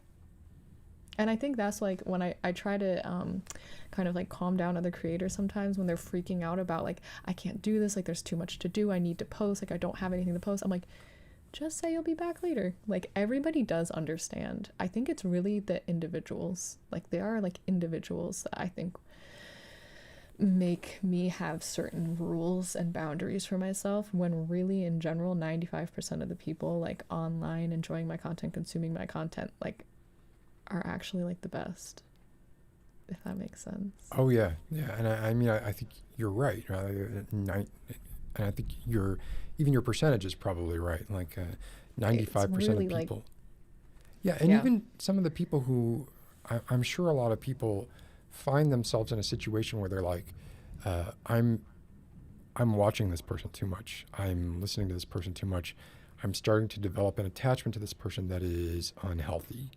And, oh, whoops, sorry, hold on. I just got a weird thing pop up there. And then they can curtail that on their own. They have the presence of mind to say, well, then I need to take a break from this, right? This is not healthy. But then there is that 5% or whatever the percentage is, who just dive deeper and deeper and deeper and might get themselves into a situation where, holy shit, man, might get themselves into a situation where they can it's difficult for them to distinguish between what is reality and what is the reality that they've constructed inside their own head. And depending on your philosophical school of thought, the only reality that matters is the reality you construct inside your own head. So how does that get applied? Right? Man, real people are disappointing, okay? Like, don't idolize any real people ever. That's what I've learned. That seems to be like the lesson of the past 3 or 4 years, right? God. Like, everybody sucks. I hope we're cleaning house and like moving forward. Like, I hope this isn't like this is what it feels like though. It's like kind of like uncovering like all the shit and being like, stop it. Are you familiar with Ricky Schroeder? Please enlighten me. He was just a guy. He was an actor who I liked a lot when I was a kid, and now he's an asshole. See, that sucks. Yeah, I was a Woody Allen fan. He sucks. Yeah, he does. So many people have disappointed so many people. You really can't idolize real people. I'm actually like a fictional character person. You mean you get attached to fictional characters? Oh yes. I think in a healthy way. I like really love them and they make me happy, and that's it. And like they can never let you down. It doesn't go beyond that. They can never let you down. Unless the writers suck. In that case, you blame the writers. Like Game of Thrones, I will never be over it. Yeah. Ever. Daenerys' 180 that she did. I am so upset. Did you ever do a Daenerys roleplay? Yep. Yep. A long time ago, actually. It was before season 8, before. Well before. That is actually the most upsetting to me. But there was actually a study where, and it was funny because it was women. You were supposed to imagine an acquaintance, like some sort of like acquaintance, like you don't like a coworker, whatever, somebody you're not that close to, and then like your favorite fictional character, and you had to pretend that they died and like rate how sad you were. And women were like a lot more sad about their fictional character dying than like a real human being with hopes and dreams and a family dying. And the men were just, both of them were quite low. Like they didn't really care at all. Yeah, like, it's just whatever. I can get along with that. Yeah. So I thought that was interesting, but like not really surprising. Yeah. I wonder where like the stereotypical bias comes into play in a study like that, where men are taught that they're not supposed to be very emotional or care or be too tied to things like that. And so maybe we're masking their feelings a little bit. I am addicted to reaction videos. I have to stop. But I love watching reaction videos for things that I found particularly moving. The Red Wedding, really? For instance, right? You watch reaction? I can't do it. It's like too much emotion for me. Oh man, I love it because I want to see, like I like to see when, I know when things happen for me and how they happen for me. And I want to see like, did this happen for them in the same way or later or earlier, or did it not happen at all? Or did they get a totally different idea from it than I did? And when I watch both men and women doing this, right? And I definitely see like when the men are doing it, they're trying really hard not to cry, like in a lot of these, right? But you can see it, and it's like you're not fooling anybody. You know, I know that you thought that really, and Interstellar is a big one. Oh yes. Everybody cries, you know, when he's yelling Murph's name. Okay, everyone has to cry at that though. That's like a test for humanity. Yeah, I'd agree. If you don't cry in Interstellar. If you don't cry, man. Yeah. I have one more. I know we're almost at time here. Gibi, let me ask you one or two more quick questions. Yeah, please. Your preferred pronouns? I use she, her. You use she, her? Yeah, I do. I like toyed with like they, she. I say any pronouns on my Twitter because if any pronouns is totally fine with me. I can't say that any of them would offend me. I don't think any of them 100% fit, but none of them offend me, if that makes sense. People would try to offend me all the time by like asking like, are you a man? Or like, really? Or like try to insult me by like saying I look like a man, and I'm like, really? Really? Why, thank I thought you. that was like, I thought it was the kind of, it felt nice. Yeah. And like doing like any sort of cosplay when I'm, like I was doing Crollo, like it felt great. I loved it. You know? Man, that was so good. Oh, Was that a real like, mirror? affirming. This is a stupid question, but was that a real mirror or was that in post? Yes. Oh, that was a real mirror. They told me I couldn't do it, and we did it. Wow. That's good. Because you were recreating an actual place in the show as well. It wasn't just the character, right? I was inspired by Atlas ASMR. I'm subscribed to his Patreon, and he was like talking about how he likes something from a movie, and I think he did one from Grand Budapest Hotel, which is like one of my favorite movies too. And so he was like talking about how he like just took this that he liked, and he like took all the elements and put it together, and I was like, why is that so simple, but I haven't thought about doing that. So like I went and I watched the scene from Hunter x Hunter, and I was like, I'm just gonna recreate this. Like I just want to do this exactly how it is. And so I just put it together from that. You did a great job, and that's definitely like a great way to, it's a great way to get inspired. It's also a great way to like kind of know, well, you know, Roger Deakins or some other cinematographer worked out this color palette. So I'm pretty sure that if I can recreate it, it's gonna look okay. And yes, I love the immersion part of ASMR. That's the most satisfying when I can do something like that. But those also take the most time, right? Yes, they do. You should know that. Yeah, it's rough. It sucks. Mm-hmm. It's weird. I feel like sometimes the part I enjoy the most is building the set, and then once the set is built, I'm just like, whatever. Now I've done the part that I wanted to do. I almost want like somebody else to come in and do the rest. That's of the it. worst part. Oh my god. Oh yeah. My god. See, I hate building the set. Yeah, people get into different parts of it. Mm-hmm. But if you had to pick, would you say like versus? Well, you have someone do your editing, right?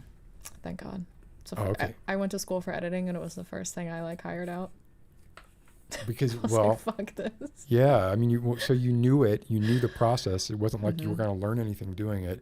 I knew the process. Like, take that off your plate so you can concentrate. It was mostly because like technically, like anyone can edit. Right. Only I can film my face. Right, that's true. So it was like, well, I might as well take the time to like be able to film more videos. Because some people are trying to be like, you don't even edit your own videos, and I'm like, would you like 3 videos a week, or would you like 1 video a week? Because like you have to like cheat the system, save time. And you also have one editor, so you have kind of consistent style of editing.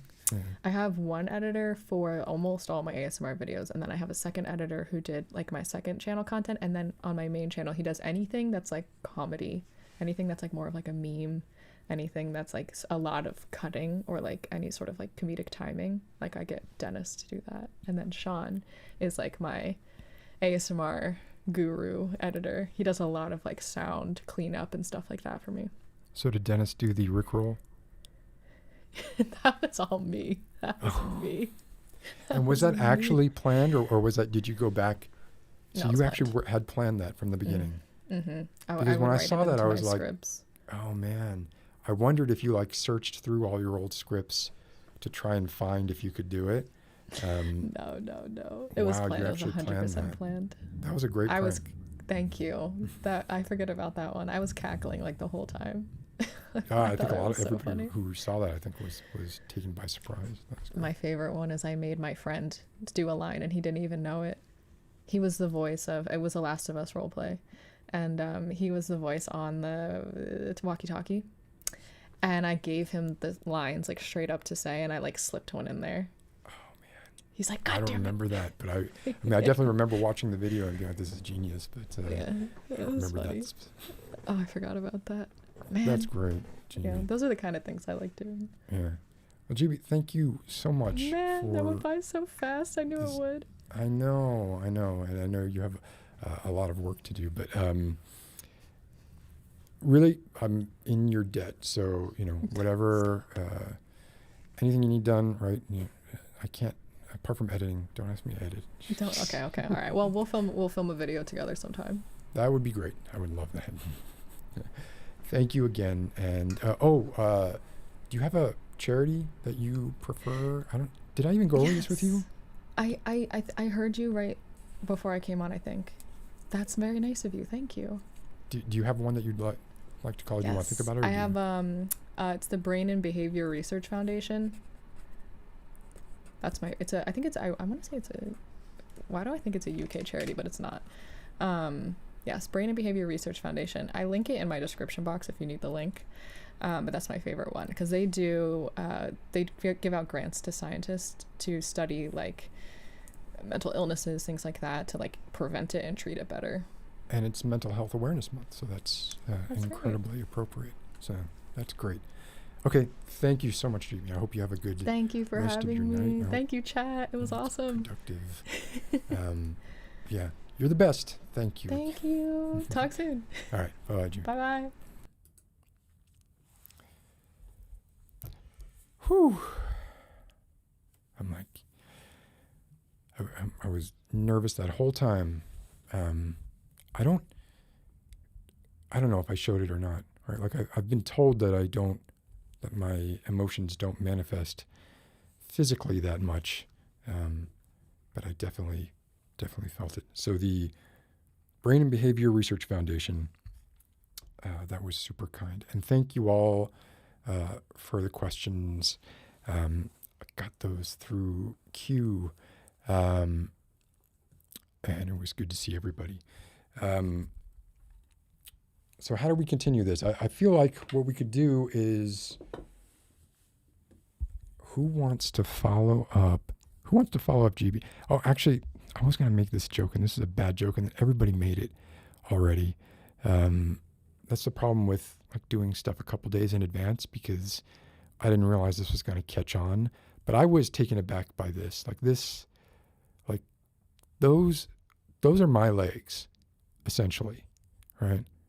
They really are. Like that's pretty much what my legs look like. A little paler, more or less. And yet, oh no, that's the wrong thing. Like when I'm screwing up. And yet, it's Chris Hemsworth. And there's something going on where he just seems a little top heavy. And I feel like I pity that his legs have to sort of support his massive bulk. Anyway, it's a body shaming joke, which I don't like, and it's also late, and I've seen it like on a bunch of other sites now, so I probably just should have left well enough now alone, but I didn't. So if you'd like to call in to talk about, so we're still talking about gender identity, parasocial relationships, death. We're still talking about death because I know everybody loves that shit.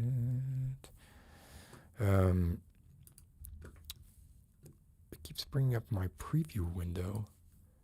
By the way, it's a year and a day since George Floyd was murdered.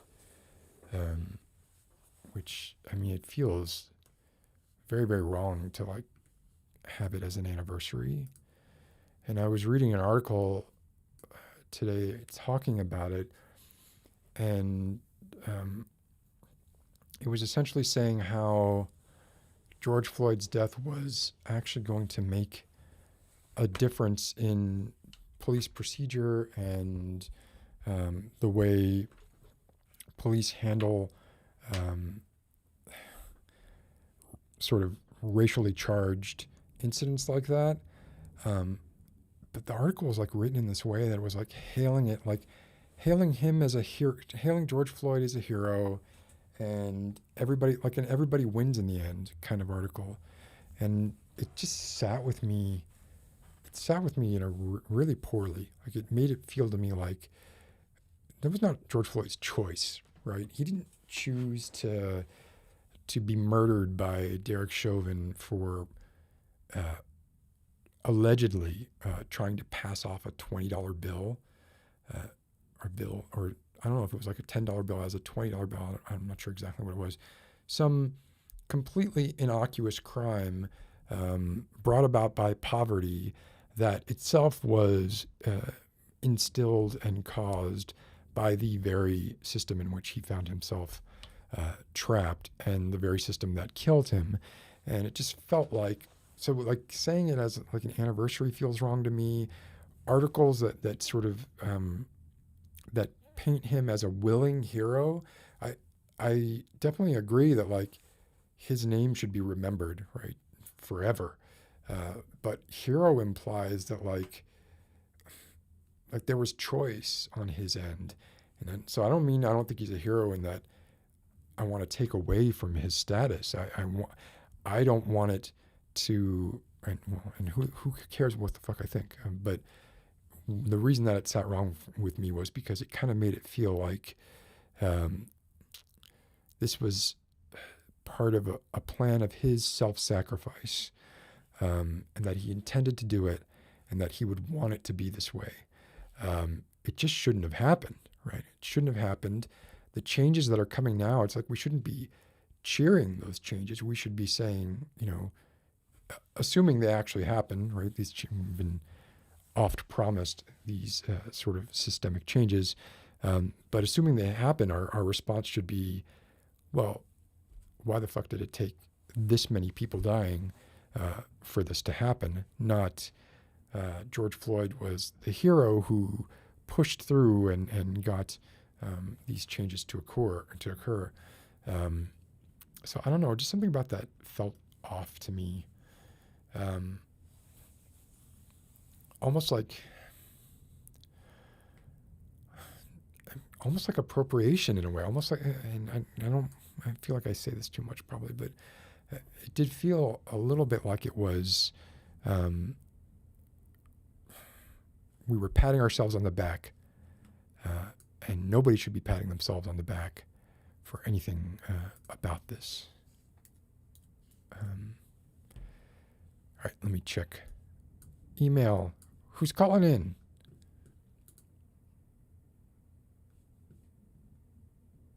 Yeah, exactly.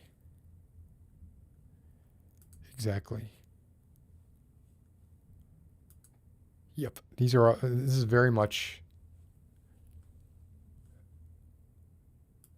right. This is exactly, yeah.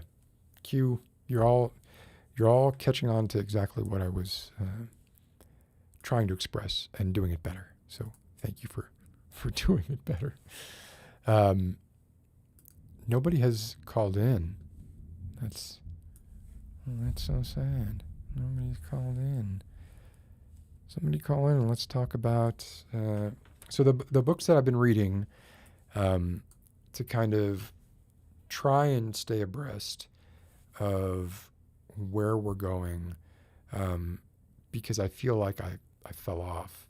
I know I fell off.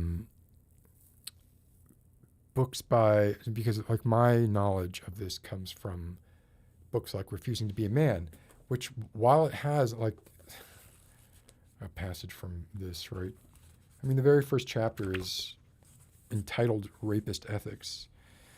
Let's see.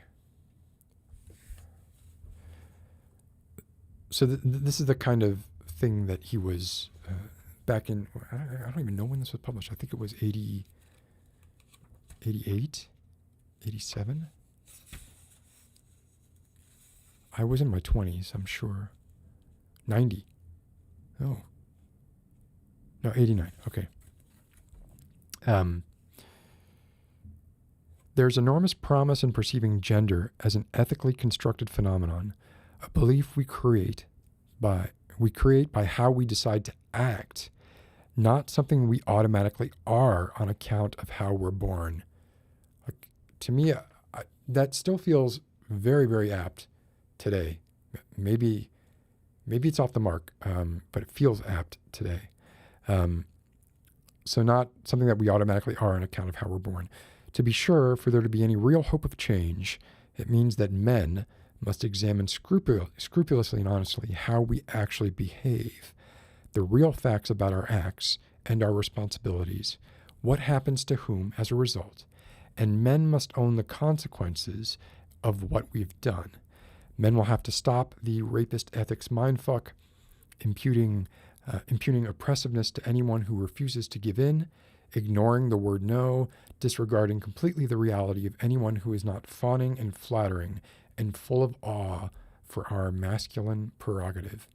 And men will no longer be entitled to defend our choices, and they are choices, by appeal to those dear substances in our brain cells, our hormones, our gonads, our DNA.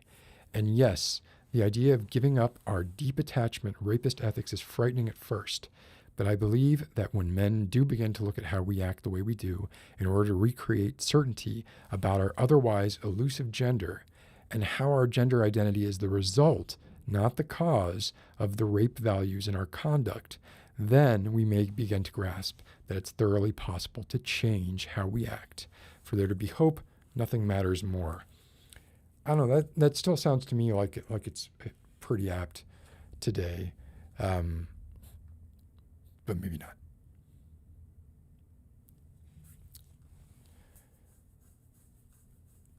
Oh, I love you calling all the time. Q. What, Katie? What, you can't drive and video call? Oh God.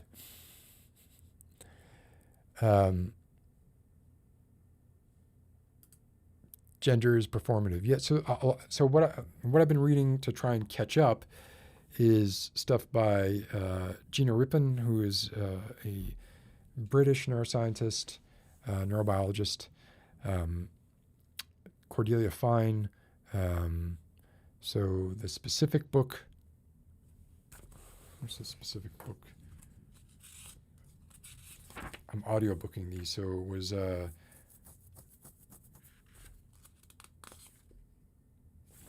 totally blanking on this.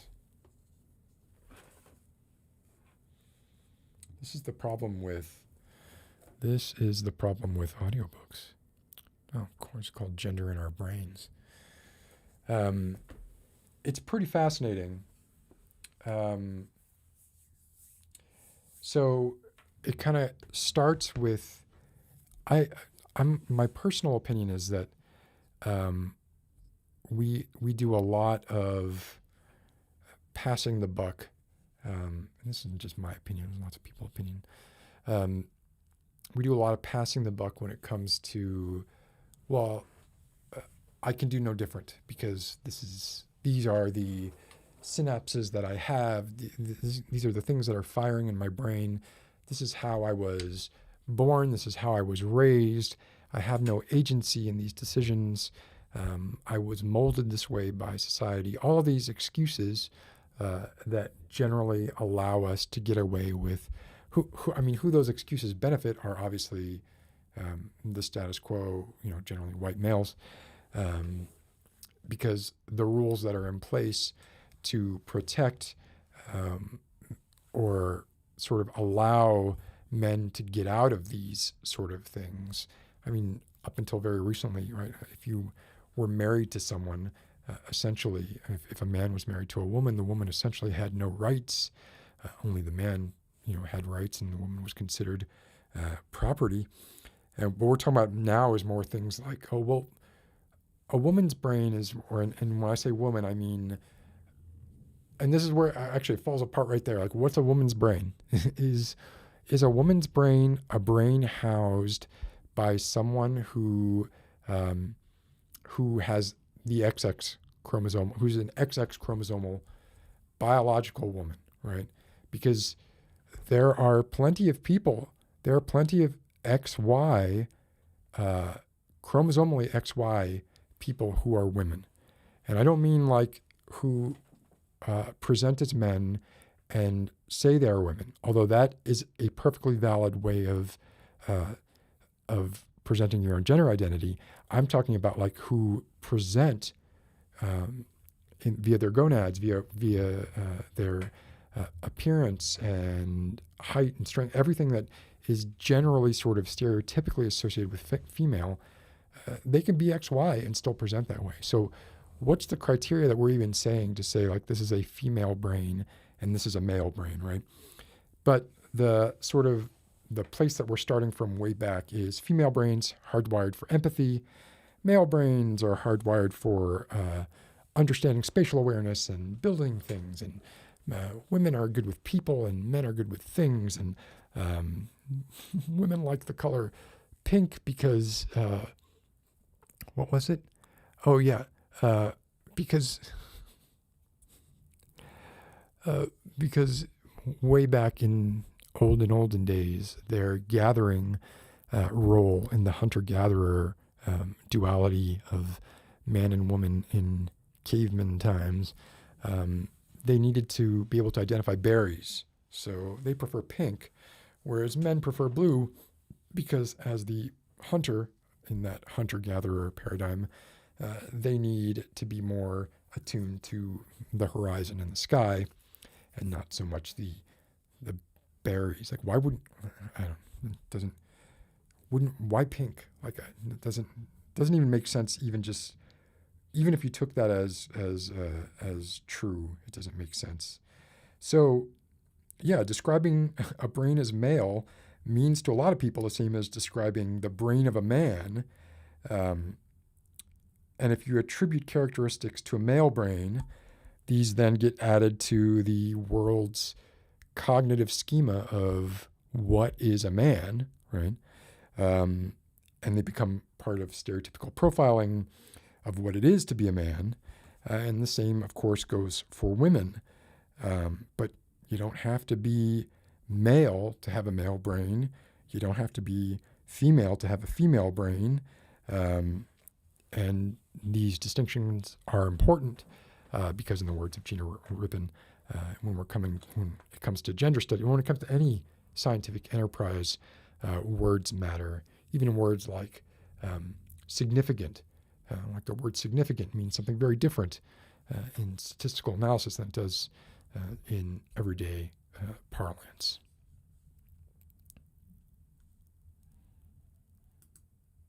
Is this true, Q?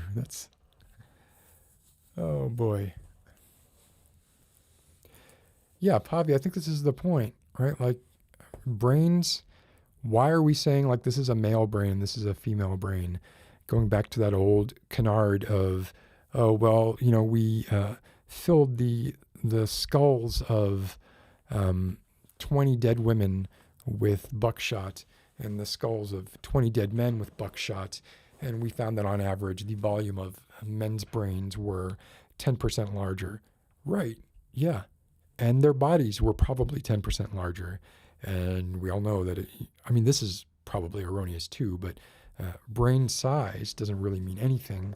Brain size relative, to a point, right? Brain size relative to body weight is more effective. Why does this keep popping? I don't know why this keeps popping up. Let's see, who's called in? Still got nobody. Nobody wanting to follow up Gibi. I can't believe that she actually called. It was amazing. I was just like I was like in a bit of a trance the whole time. And then it started thundering. And then I was like, the power's gonna freaking go out. My Mac did not boot this morning. I've had it for 2 years, and I've never had a problem with it. And this morning, it did not boot. And I was like, yeah, of course, fucking course, it's not gonna boot today. I had to reinstall the operating system to get it to finally boot.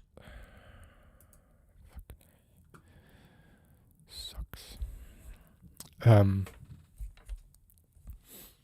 Anyway, so we can dive more into that, and I did want to say something, and this is definitely a tangent, about Resident Evil. Resident Evil Village. So as some of you will know, those of you who are usually here, I played through Resident Evil Village, start to finish, and live streamed it on this channel last week on the PS5 version. I'm so, like, when I finished it, I was having a lot of trouble sort of thinking about what I felt. And it's hard for me to think about what constituted that game in a vacuum, because obviously, and if you've ever searched Resident Evil in your life on YouTube, then you know that for the past month, YouTube has been populating your suggested videos with images of Lady Dimitrik, usually her ample bottom or bosom taking up the majority of the thumbnail, and saying something like "spanking Lady Dimitrik," or what happens when you pay attention to Lady Dimitrik and her sisters get jealous, and they've all got millions of views, tons of people, and if you play the game, you get about 2 hours of Lady Dimitrik before you kill her. And then she's not in the game anymore at all. You've got this, I think it ended up being like maybe 10 or 11 hours, something like that.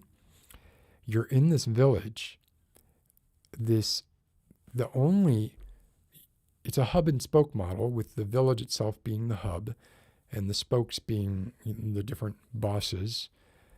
The only Mario moment, and by Mario moment I mean, it's largely attributed to Mario, the sort of game design tenet of showing you a place before you're able to get there, and then kind of taking it away. It's aspirational, want to get you there. The only Mario moment spoke is Lady Dimitrik's castle. It dominates the skyline for the entire 10, 11 hours of the game, even though you never go back there. You killed her. You killed her sisters / daughters? Sisters? I don't even freaking remember. They were all genetically created, right? Genetically created in a lab, which, by the way, now, like with Dr. Fauci talking about, he's not convinced that COVID was not man-made.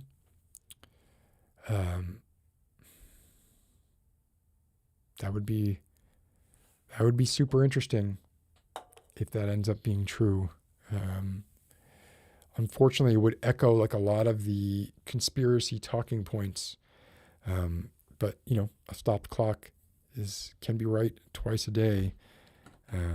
Anyway, he was speculating. But anyway, I just thought it was so bizarre that this whole time, the whole remainder of the game, apart from the 2 or 3 terrible hours where I was stuck in Heisenberg's factory, which they should, in my opinion, should have gotten rid of him entirely. I was stuck staring at this castle that I was never going to go to again. It just seemed very bizarre to me. And then even when you get to the Call of Duty part at the end where you're Chris Redfield and you're just kind of plowing through masses of werewolves, I mean, your goal is not to get there. So I just found it weird. I found that whole game just like super uneven. The doll maker's house was great. That was the part of it I liked. I wish it were longer. I wish that the thing that shall but not be named actually had more of an ability to find you and prolong that kind of amnesia-style gameplay. And my recollection was I was hiding in cupboards and it was finding me anyway. So I don't really know if that was just like a problem on my end or because I moved or something. But I could not successfully hide from that creature.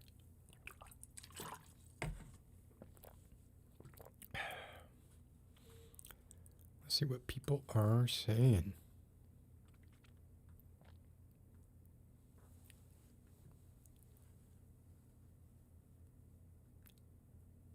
Oh.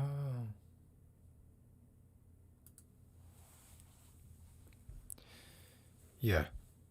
It's a good question. Oh, good night, Katerina. Thank you for coming by. Hey, LQ. Good to see you.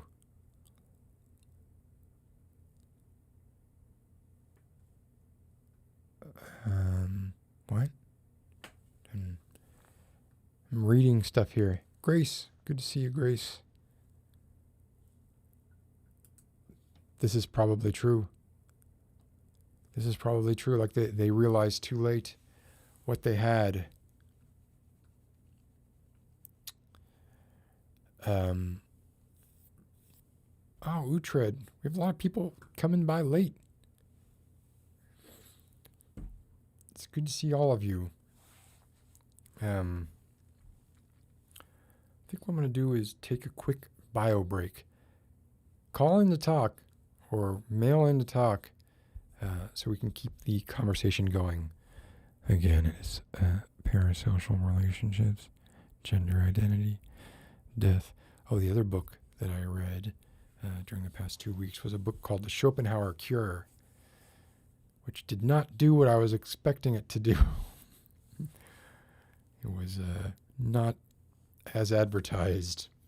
Did not cure me of my Schopenhauer-esque pessimism at all. Oh, look, this works now. So don't forget to subscribe if you haven't subscribed. And let's go to a quick BRB.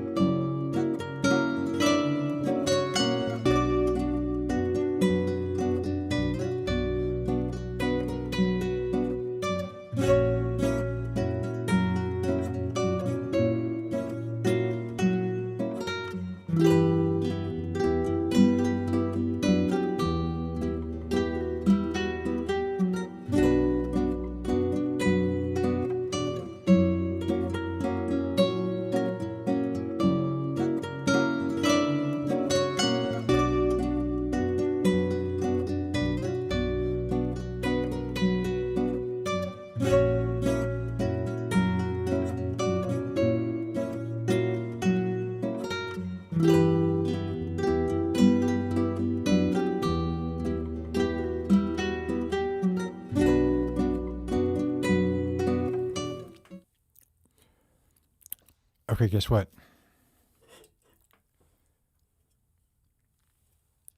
A bunch of emails came through while I was, I think it just wasn't refreshing or something.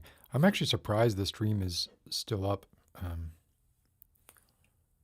because the weather here is really bad. I know I'm going on, I don't know about 64 ounces of water a day, but this will be 15 ounces of the sweet stuff.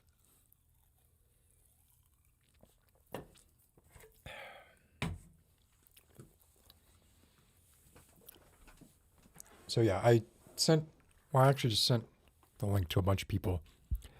I don't know how many we'll get to. It depends what we're talking about or how long we're talking.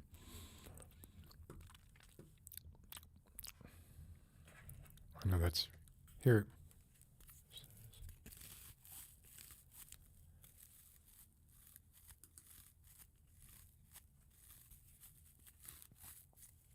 And we have someone in the green room who I'm not sure if this person has called before or not. Can you give me the thumbs up if you've called before, or thumbs down if you haven't? Person in the green room? Okay, yeah, this person has not called before. So hopefully this works. Everyone say hello to KJ.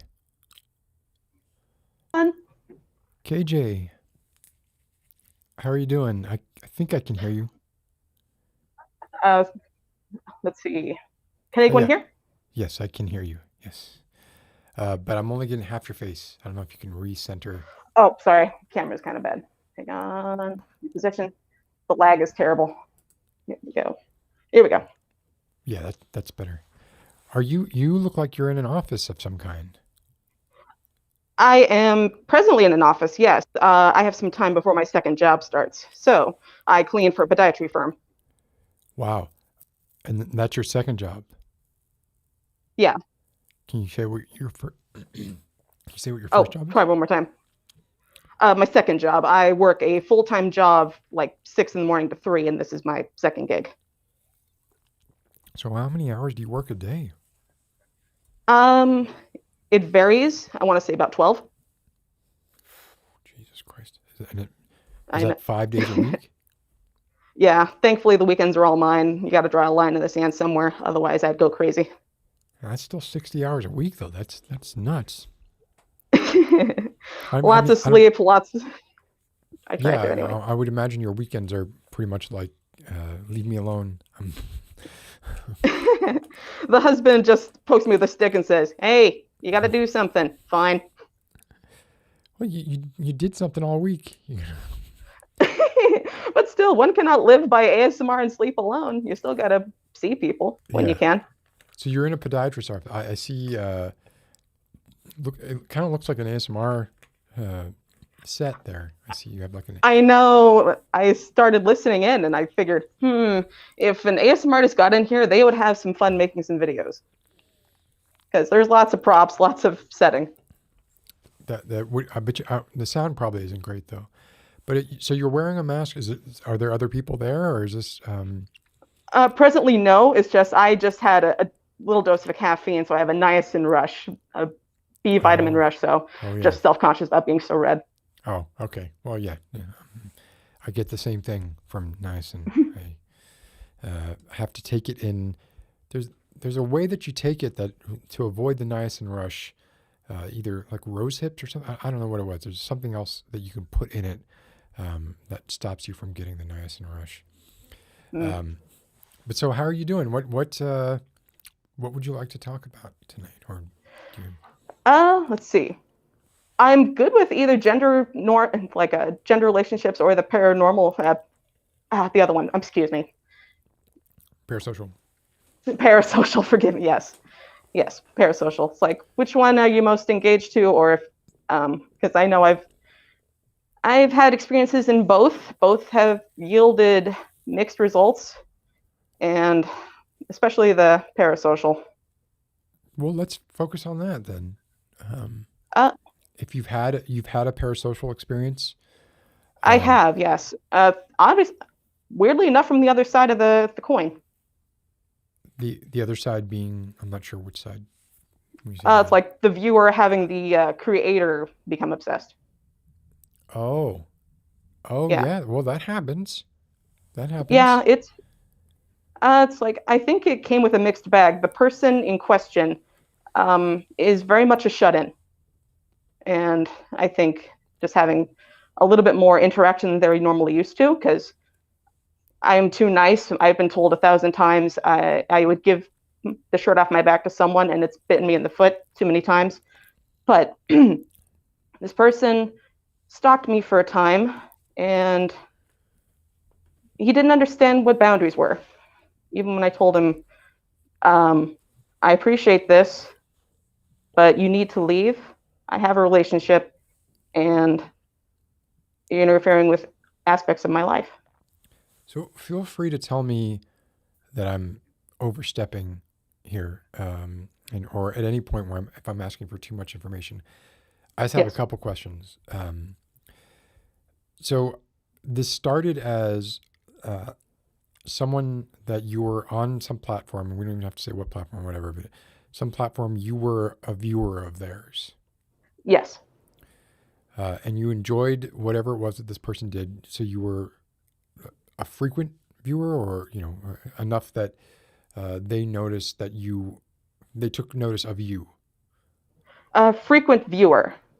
I think my praise may have been too kind. So, like I said, them being starved for attention, I think they gravitated towards something that was appealing. And that's interesting too, because that is something I think that maybe people don't think about so much, right?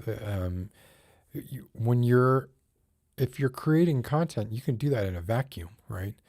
You don't know what the lives of these people are like outside the X amount of time that you spend watching their content or whatever, but they could be, like you said, like complete shut-ins. They may not have any interaction with people at all outside of the content that they make and the viewership that they have. So I could see that. I could definitely see that going both ways. But can I ask how did it progress from, like, I'm guessing there was a point where things were okay, right? Or there was some sort of contact between you and this person that wasn't inappropriate. Or did it just go right to? It started out fine. They were a creator, and they had a public/private Facebook, and it's like a lot of similar interests. I just commented, it's like, hey, made the same jokes and things like that. So it started out as very platonic, a very platonic bond. But something happened in their life which made them grasp a little closer in a way that I didn't anticipate. And obviously it didn't end well. No. But can you say any more about how it did end, or was there ever any danger? Was there? Thankfully, no. But I had to tell him, you need to back off. I am not comfortable. And it got to the point where they would drunk dial and just insist all these things. It almost got to the point I had to have my husband come on and say, back off. Just let them know this is not okay. You say it almost got to that point. You mean so it didn't get to that point, or did? It was on that point. It's like, if you don't stop, I will have someone speak to you more forcefully than me. Right. But then it stopped. Yeah, they backed off. It's like, along with being a shut-in, I got the impression that he was talking big for his boots. And how did that affect? I'm guessing that had a negative effect on. I mean, you weren't he was not appealing for you to be a viewer of anymore, I would guess. No, I just felt cringy whenever I saw him. No, I just can't do it. That's pretty fascinating, and I'm sure that it's not uncommon. And I mean, I know that there are There's an assumption, I think, on the part maybe of some creators that their viewers are sort of like automatically interested in them in a way that they may absolutely, or 99% of the time are not. And so that's dangerous and scary. Well, I mean, it's still more scary for you than for the viewer, but it's interesting to look at it through the other end of the telescope. So, of course, yeah, of course, I completely sympathize with creators that have had this happen to them. Having viewers or fans that just don't understand that I am not the characters I portray. I am a person with other obligations and boundaries. And when you cross these, I am not enjoying myself. Yeah. Yeah. Damn. Like the more I think about that, the more the more I want to ask who it is, but of course I'm not going to ask her. No, but that's only happened once. That was only the one time, and then. Yeah, it's like example of burned once, never again. Oh man, I'm sorry that happened to you. That sucks. And if the person was someone you really enjoyed watching, it also ruined a potential source of entertainment for you, right? Yeah. I mean, I don't it know kind of did. Yeah. But I just washed my hands of them completely. They didn't ruin the medium in question, but anything similar to them, I can't. Well, that is, that's a good story, Katie. I know. Sorry to follow Gibi with something so horrible. Well, I mean, it could have been worse, right? I mean, you were able to stop it in its tracks, right? It didn't turn into something uncontrollable, which is, I mean, what you kind of always hear about, right? I guess those are the ones that filter up through the news, and then you end up reading about them. But what about, do you want to talk a little bit about gender identity or your relationship with gender identity? Or? Gender identity has always been a mixed bag because I go by she, her, but I've never truly embraced all the things that a female or a woman are supposed to really gravitate to.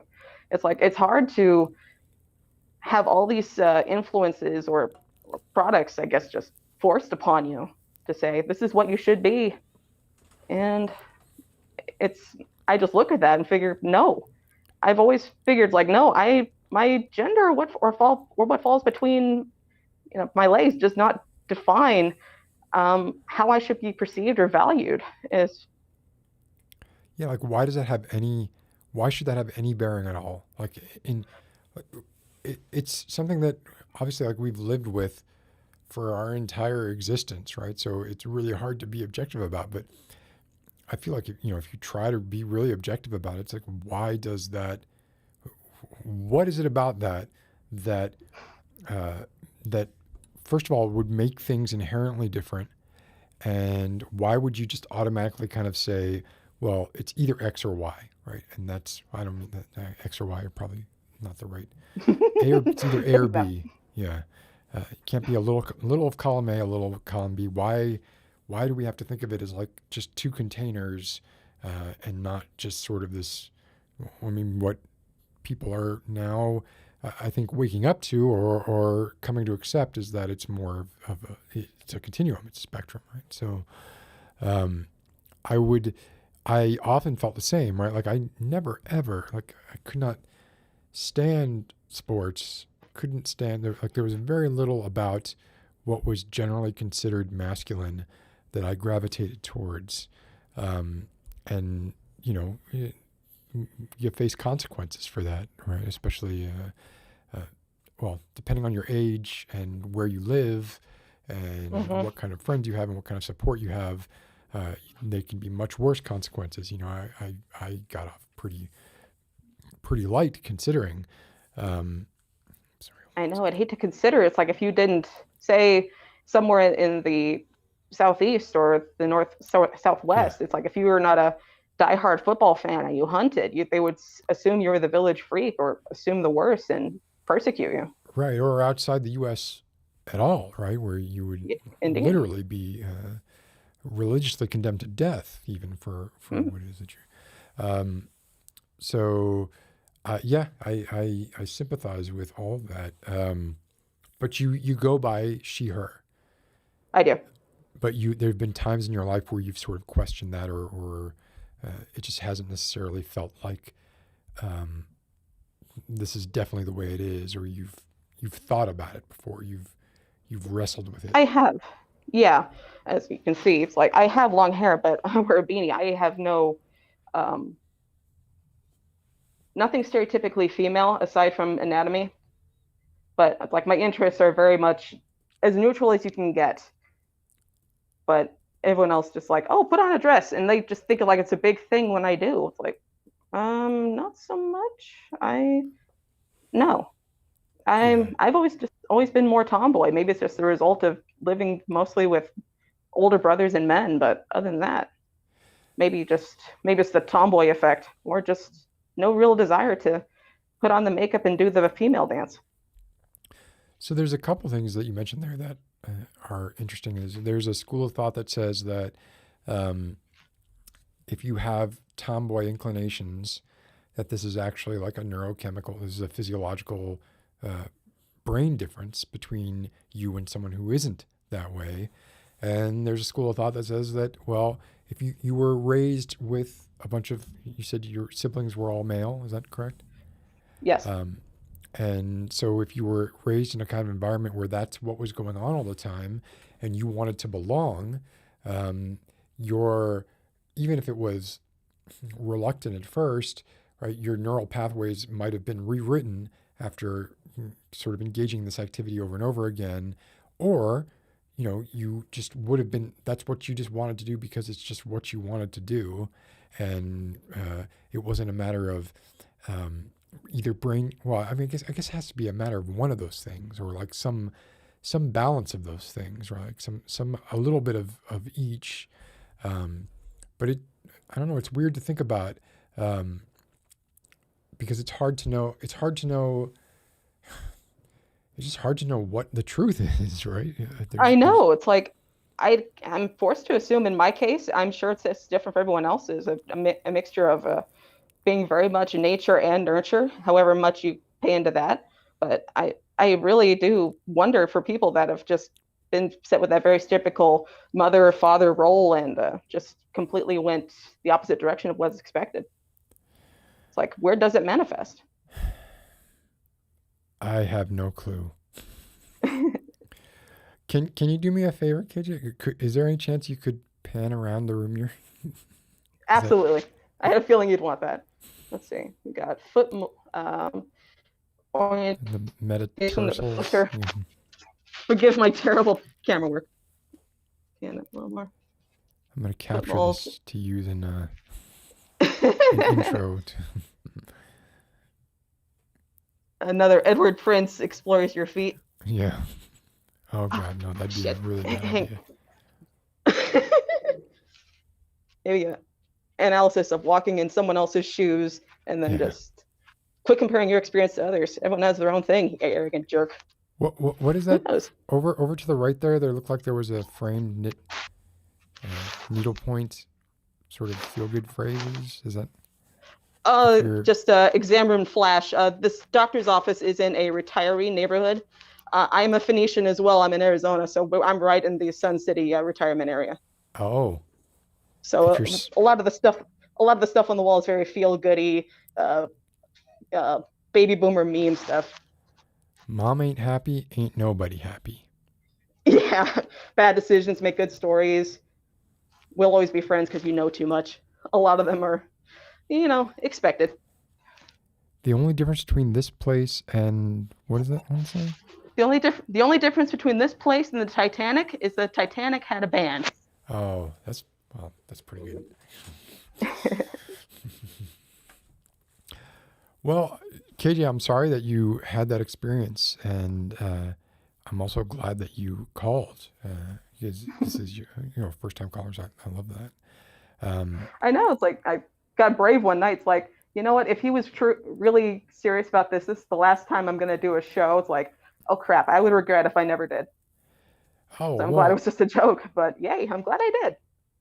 wait, have I said that? I think it was you were joking about you're only going to go to 35 episodes and you'd never do it again.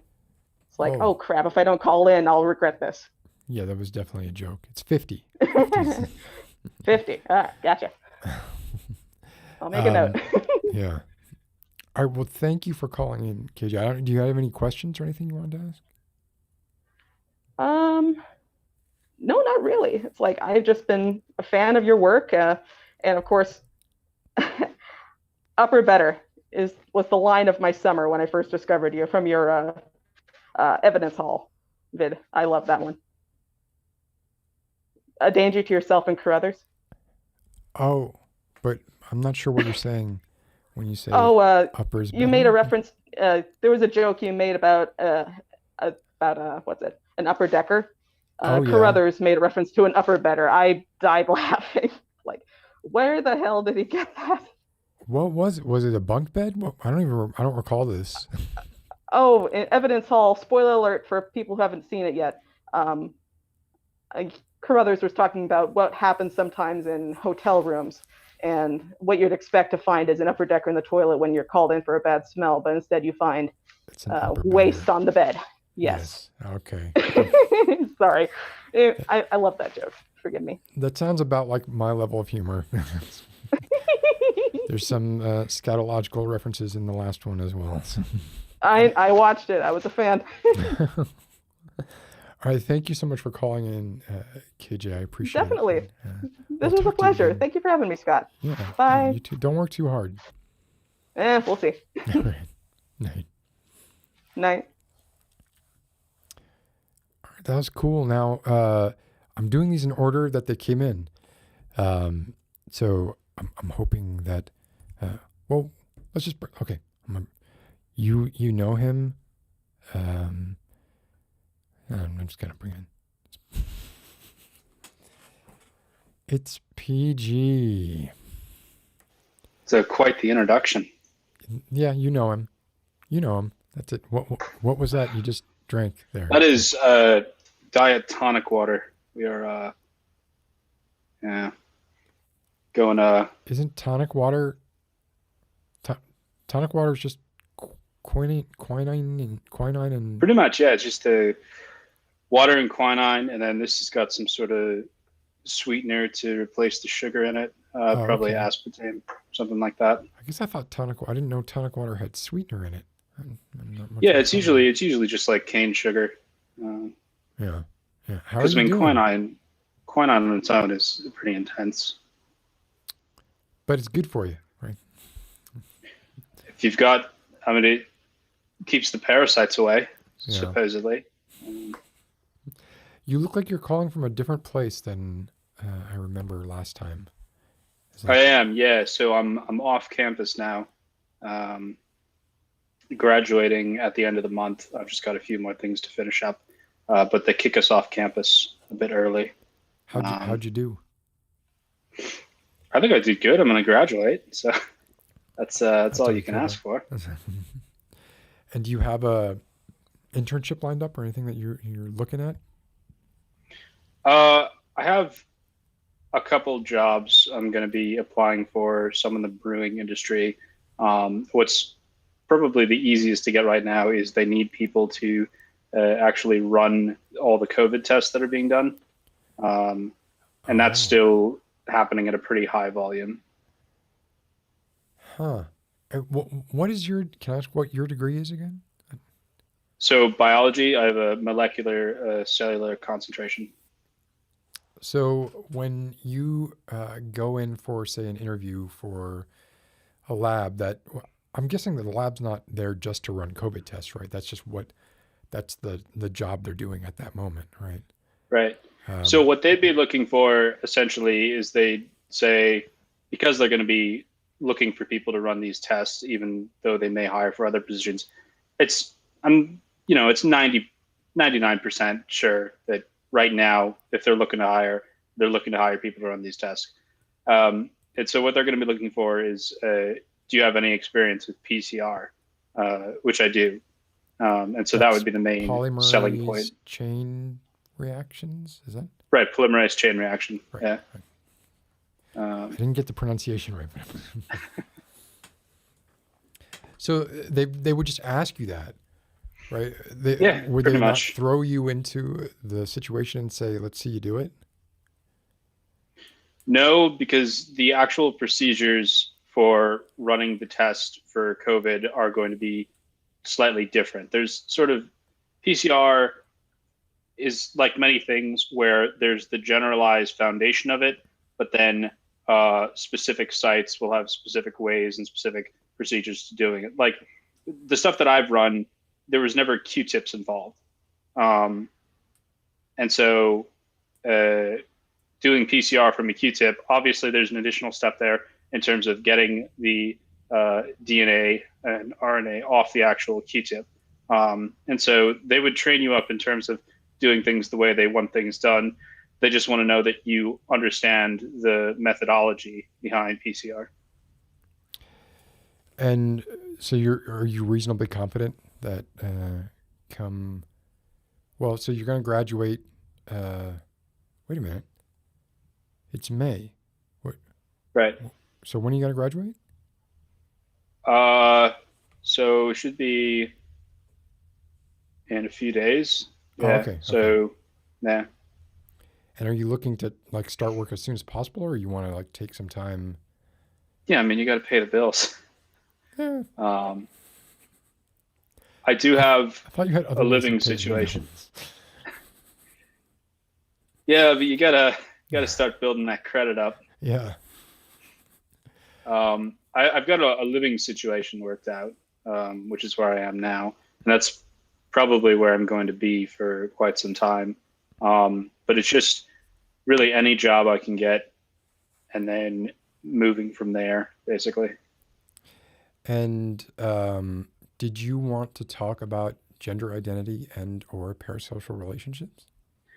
Yeah, I'm open to either. I mean, I've got thoughts on both. I mean, my thoughts on gender identity aren't super complex. Basically, obviously I present as male, and so it's easier to go by male pronouns, and it doesn't really bother me to have them applied to me in any way.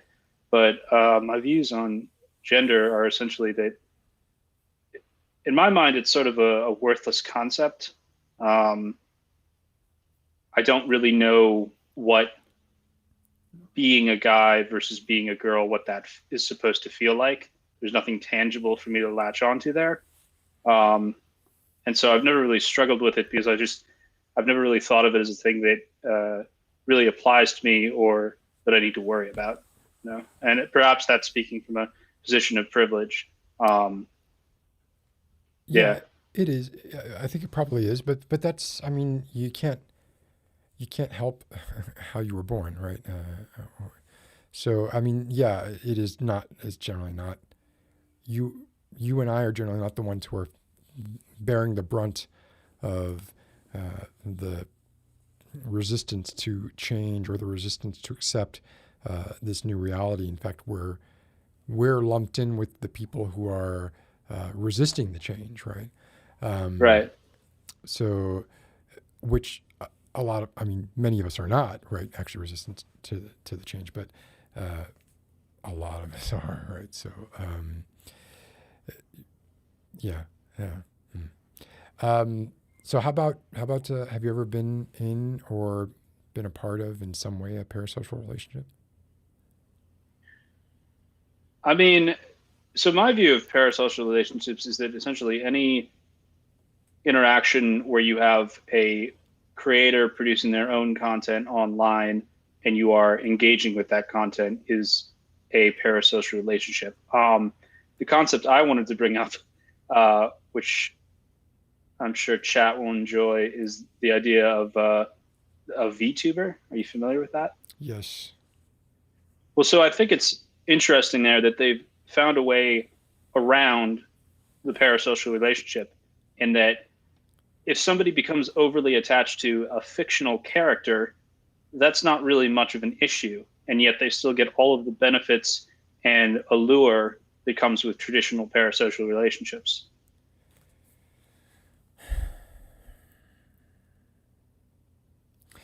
Are you familiar with the Netflix show Love, Death, and Robots, I think it's called? I've seen a few of them. The what's it? The one where they're on the spaceship and something's messing with their minds, and They're all based. You can basically just describe like every one of them. yeah. I I'm fascinated by what you're saying. I feel like you can't. So a VTuber. Correct me if I'm wrong, because I'm not 100% sure that I'm not 100% sure I'm correct on this. But so a VTuber is essentially an avatar for a creator. There's still a person there. Right? It's still a person who's doing the interaction, or is this an AI? I guess I don't. So it is a person, but the person is portraying a character, and the character is who the viewers are interacting with. Right. So I guess I don't see much difference between that and, like, if I put on a mask or if I put on a digital mask, or, I guess I see there's a difference between a digital mask and an analog mask, right? You could still become latched on, not me, but you could still become latched onto somebody's personality, regardless of what the abstracted images that they give you, regardless of if it's like a catfished image or whatever it is, or you could still develop that same connection, right? Right, but so typically the way it is that they have these curated, very specific characters that they portray who are not, the actors themselves. And so the personality that somebody's getting attached to is not a real personality that exists. So it's not, they're role playing someone who doesn't exist. This Gibi was kind of saying something like this as well, is like she prefers fictional characters, right? And getting attached to fictional characters. God, I don't know, man. I wonder, do you think that limits the ability to form a bond? I don't think so, because the level of interaction is still there. They still interact with chat and they still respond to messages and stuff like that. They're just doing it in character. And at least from what I've seen, everyone is sort of on board with playing along, and it's weird to not play along. So I don't think it's going to be an issue where you have people who form that relationship who are then upset or looking for contact with the person sort of behind the character, because they don't, they sort of compartmentalize it and view the character as an actual entity. This is, I'm glad that you brought this up, because this is something that I hadn't thought about. I guess my initial thoughts on it are that it might curtail it, right? Like, make it less frequent, but it seems like it could still happen, where you'd want to meet the person portraying the VTuber, right? And it wouldn't be until, and even then, like, once AI actually gets to the point where it's sophisticated enough that it could pass the Turing test in that particular environment, just because you can't, I mean, it makes it safer for the creator. And in the case of an AI, there's nobody to be threatened. But I don't know that it helps at all on the side of the person who's being sucked into the relationship, or putting themselves in that relationship and setting themselves up to be hurt, essentially. I guess the only thing I would say on that is that it puts a hard limit in place on how far that person can go in sort of messing up their life. Like, you can't break into the house of a fake character, right. Or do any of the sort of more typical stalkerish obsessive things. I guess I still feel a little bit like even the persona that I present is not 100% me, right? It's the persona I present here is closer. The persona I present on my other channel is not. But even I'm much more gregarious here than I am in real life, right? So I guess I kind of feel like it's just another level of abstraction that the viewer's brains and my brain as a viewer would still be able to get past and still be able to form an attachment to. And I guess I would have to engage in more of this. Is this something that happens a lot on YouTube, or is it mostly Twitch, right? It's mostly Twitch. So VTubers are mostly on YouTube these days. They are also on Twitch as well. But Twitch recently, I don't know if it was super recently, but some stuff changed, and YouTube is offering essentially a bigger cut of the cheddar, as it were, to streamers. And so a lot of people who were streaming on Twitch are now switching over to YouTube. And YouTube has also made a lot of improvements in terms of their streaming platform that added features that Twitch had. Yeah. Well, so I think one of the main ones is like, I don't believe on Twitch it's possible to. God, there was something someone was complaining about to be about where they couldn't, like, watching live on Twitch, they couldn't rewind it or something, and that they could on YouTube. I don't know the specifics. It's just one of the creators I watched recently moved over to YouTube and really was talking a bit. Because if you come into a stream like 20 minutes in and you miss something and you want to kind of go back and see what it was, and you're not able to do that, that would be extremely frustrating. Yeah, I could see that being. Yeah, I mean, I've several times on these streams just said it's like 2 times speed and just caught up to it because I've been a bit late. But how do you absorb all the nuance of what's going on here? 2 times. I watch stuff on 2 times speed on YouTube pretty much exclusively, short of it being music that I'm listening to. Yeah, I don't do that on YouTube usually, but like there's not an audiobook that I don't put on 1.75 to 2.0. Was that Thunder? Where do you live again? Where, kind of? New England. Oh, no, it's probably not. Well, are you having a heat wave? Yeah, it was 90 today. Yeah, we're having a heat wave too. I think that's what's causing a lot of this. It stopped here, but it was really, really bad. I mean, I may have heard earlier. Yeah. That I'm gonna have to watch some VTubers, and form parasocial relationships with them. I would. I think one of the most popular ones. Oh yes, please. Yeah, it's Gargura. She's like a shark girl. They all have very interesting, essentially, avatars that are. I can't. Gargura. There's not a whole lot of VTubers where it's just like a normal-looking human. But is there at least some effort put into? Are these complex characters? Oh yeah. Or are these, yeah, they're backstories, lore, all that kind of shit. Yeah, stuff? All of that. It's very important that they don't deviate from it as well, so they'll be consistent with it. It's apparently a pretty demanding job, which I can see a lot of these. Actually, HoloLive, I think, is the largest one right now, and they're based out of Japan, and they have very high standards. I have my homework now is to investigate VTubers. I have somebody else waiting who's been waiting for a little while, PG. So I don't want to keep them waiting much longer. But is there anything else that you wanted to cover this evening? No, that was the extent of it. Just introduce you to VTubers. Yeah, thanks a lot. A month from now, I might be cursing your name. Congratulations on graduating. Though. Oh, yeah. And I hope you land. I know you're in a living situation, so you want to work near where you are. So I hope you're able to find something that is fulfilling enough, at least for your first. I mean, this is your first job in this field, right? This is first in this field, not my first job. Right, but your first career position essentially will be. Right. That's very exciting. I don't live near a city, but I live in a dense enough population center that something like this is not going to be too difficult to find, I don't think. Yeah, any sort of government-related profession, they will. I'm just, you know what I'm saying.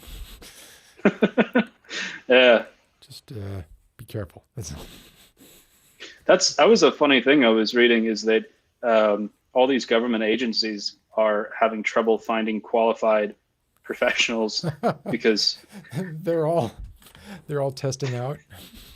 yeah, the recent article I read was on the IRS looking for people and having trouble for certain reasons. Yep, I'm not surprised.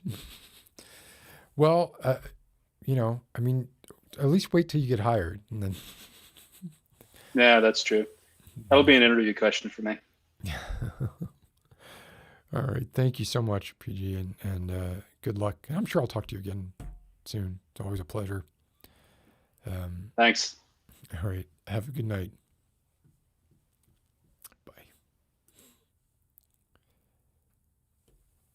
Yeah, that was really cool of PG. And now Vtubers are on my... I noticed I saw Anna, a friend of mine, in the chat. Hi, Anna. You're on vacation. You shouldn't be watching this on vacation.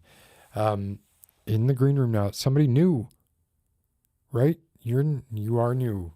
Yes, I know your name very well, and I know that you don't have an avatar. It's just the first letter of your name. So maybe we can talk about that. But please welcome, and correct me if I'm saying this wrong, Isra.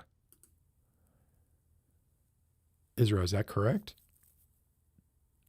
Oh, I got no volume.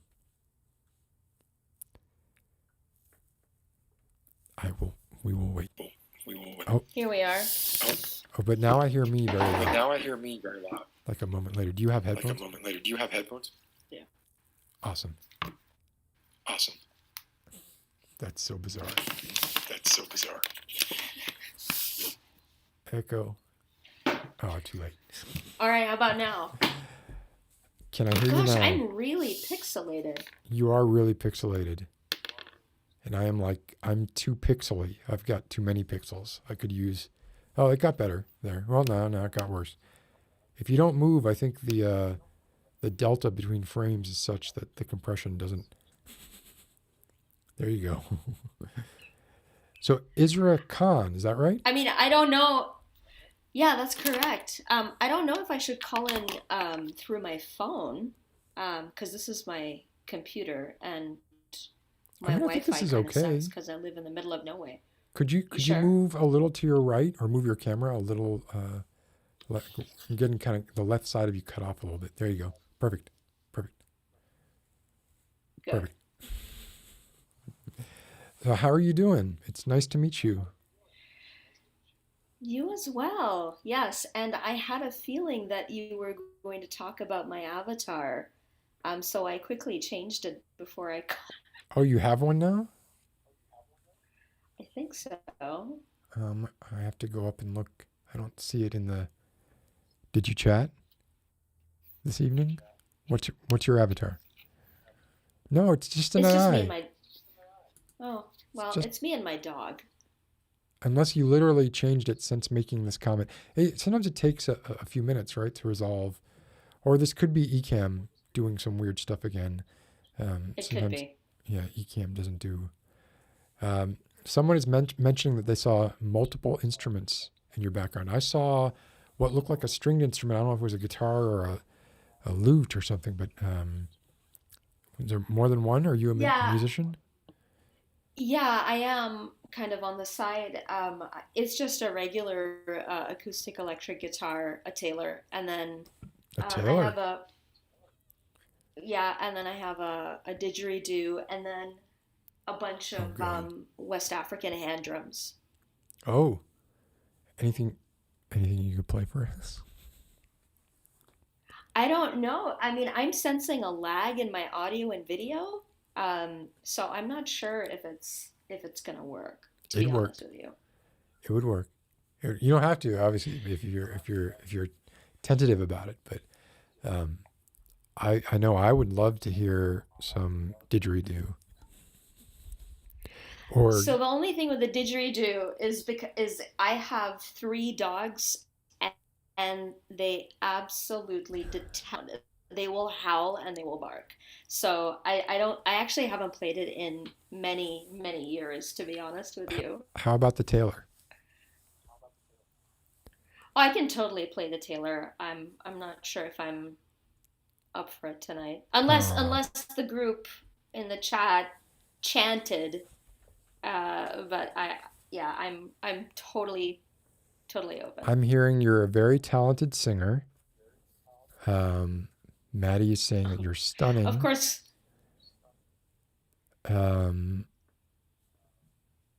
Asking if we can play together. The lag would stop us from being able to play together. Pavi wants to meet your dogs. Oh, I can call one of them. Hey, Kobe, come here. Come here, pup. Kobe. Come here, puppy. Come here, buddy. Up. Come on, up. Let's go. Up. Good boy. Can you see this guy? This is Kobe. A boxer? Yep, he's a boxer. He just turned 1. Hey, Kobe. Oh, yeah, I'm in your headphones. Yeah. Sorry. Yeah, he can't hear you. Yeah, this is Kobe. Adorable. Are all of your dogs boxers? Good boy. No, I have a Rhodesian Ridgeback. She's my oldest, and she's a rescue. And then my youngest is a lab, a white lab. Can I ask whereabouts you live? Like just general. Southwest Arizona. Southwest Arizona. So a lot of planes out there, a lot of scorpions at night, that kind of. Oh yeah. I haven't seen a scorpion yet this season. Season meaning like this year.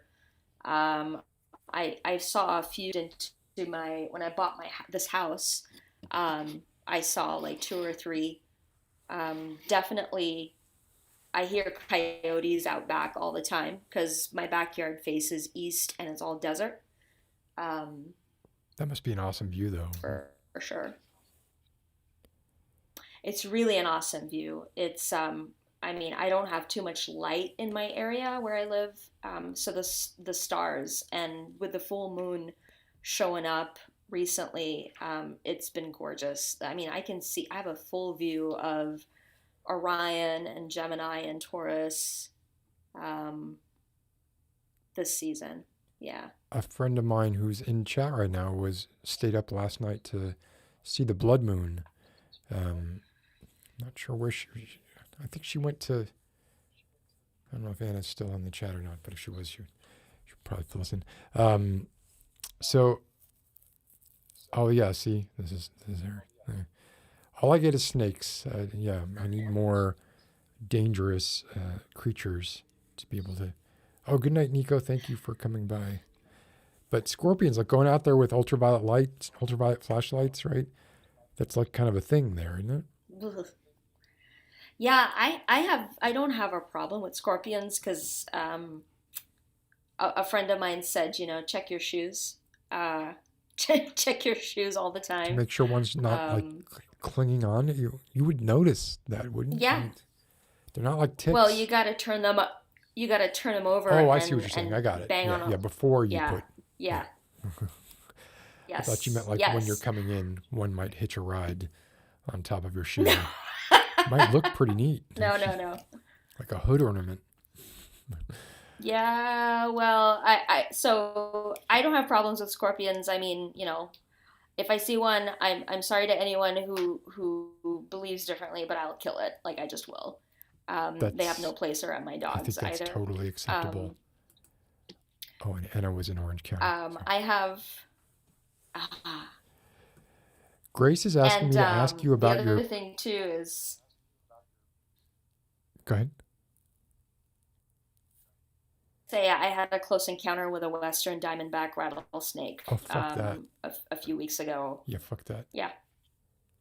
Did it rattle at you? Was it my curled sentiments? Up? Oh my God. Oh yeah, it was coiled and it was ready to strike. And it was maybe a month and a half or 2 months ago. I take my dogs out to the desert, and they go off leash because a couple of months ago they weren't supposed to be out. And then we were getting back to load them back up in my car, and they noticed something in the middle of the asphalt of this road, and they approach it, and I see what it is, and I am screaming until my throat is sore for them to get away. And this thing was it was huge. It was rattling, it was hissing, and it was ready to strike. And that thing had so much restraint, like respect. It had so much restraint. It was ready to go. So your dogs were barking at it, like kind of like right up on it? They weren't even barking. They were like craning their necks forward saying, "What is this?" They're probably 3 feet away from it, and it probably had a 6-foot striking distance. So they were at risk for sure. Yeah, that would be so. I'd be terrified for like just dog walking in general. I'd be constant. At least rattlers, right? They rattle and they seem to give some fair amount of warning, like, "Hey, come on, I don't want to do this any more than you want this done." Right? Whereas like Exactly. yeah, you have these silent cottonmouths and stuff around here where they just kind of lay in wait in the grass and you can't see them and you step on them and they get you in the ankle and you're dead. Yeah, fuck that. Yeah. Grace wanted me to ask you about your podcast. Yeah. Your voice, you have a very podcast like voice. I mean, as a compliment. I appreciate that. Well, I mean, like I sing, but I appreciate that. I no one's ever said that to me before, so that's special. So what is your podcast about? So it's called Unfraid, and it's essentially interviewing folks to discuss our modern culture of endurance, which is like, people go around, especially in my line of work, they go around saying how busy they are, and they wear it as a badge of honor. And it doesn't work anymore. And far too much time has passed where people are just getting frayed at the edges. And I'm not even talking about burnout. Burnout is lights out and I'm done. Mm-hmm. And I don't care anymore. Before that is disillusionment, which is, this is not what I expected. Right. And so the time between disillusionment and burnout is when you start getting frayed at the edges. And my podcast is essentially all about how do you become unfrayed? What are some things that we can do to become unfrayed? I feel like there are so many people especially in particular lines of work, who are just constantly living in that space, like right between I can't do this anymore, I'm burnt out, and just keeping their heads above water. Right. You said in your line of work, what line of work is that, if I can ask? Yeah, I work in healthcare, but I don't provide care to patients. I work at a regional medical center here, and previous to this, I used to work in a cancer center in Florida, actually. And so most of my career has been spent in healthcare. My line of work is in organizational psychology. So I do organizational development, leadership development, and professional coaching. That's fascinating. How might one listen to your podcast? I'm on Apple podcasts. I'm on Podbean. That's my host platform. Is it just Unfraid? But yeah, it's called Unfraid. Mm-hmm. Okay, so there's no like subtitle. No. That name will get you there. I think so. Yeah. Yeah. I just I don't know, a caveat. I don't put out episodes like every week. You're probably lucky if I get a new episode every 3 to 6 months. My most recent guest actually was Grace, who spoke about ASMR Oh, hey. as a vehicle to get unafraid, and we had a pretty awesome conversation. So I'd invite folks to check that out. Yeah, I would love to hear that. Having had many conversations with Grace, I think she'd have a lot of insight there, right? Yeah. That's really cool. Did you have anything you wanted to talk about parasocial relationships and or gender identity? I suppose maybe both, but maybe I can start with gender. A lot of us are, at least, I'm in the United States. Well, you're in Arizona. And sorry. That would have been a much better joke if you lived in Florida. I feel the same way. I know. I used to. I've lived pretty much all over the country, but yeah, Arizona is special, to be honest.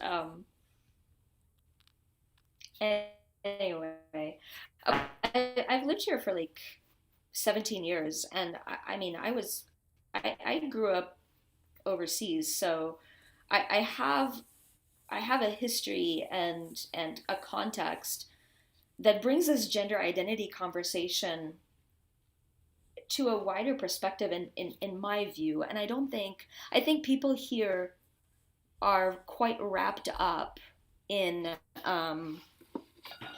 the conversation right now that's quite, I don't know, mainstream. And I think like at least most of the time, we fail to recognize, or we miss the opportunity to recognize that it's there's so much more to the conversation beyond just what's going on in the Western world. And I say that because when I was growing up, I spent a lot of my time in India, in South India to be exact. And when I would go visit, and my cousins getting married, weddings that go on for 5 days, they would have pre-wedding ceremonies where they would invite musicians to come and play weddings folk songs. And almost always these musicians and these singers would be trans folks that are part of a very special community called Hijras, the Hijra community. And these folks are recognized as the third gender in India. They are recognized as so officially. I had no idea. And so they're called the Hijra community, which is Hijra. And what is the classification? Like, what is, what are some of the hallmark characteristics of a Hijra?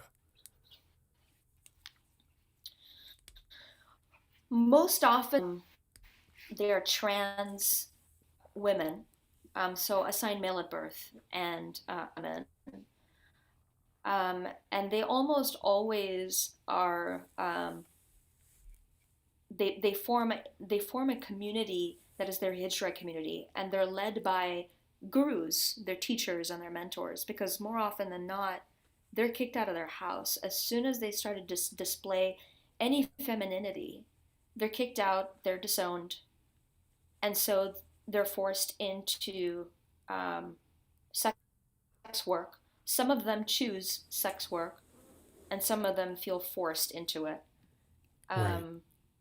And so they develop their own community. It's called the Hijra community. And you have Hijra elders, and you have sisters, and they're considered quite holy. But you're saying like they're essentially exiled once, like, so a male exhibiting feminine or traditionally feminine characteristics might be kicked out of their house and might join a Hijra community because they don't have anywhere else to go, right, or anything else to do.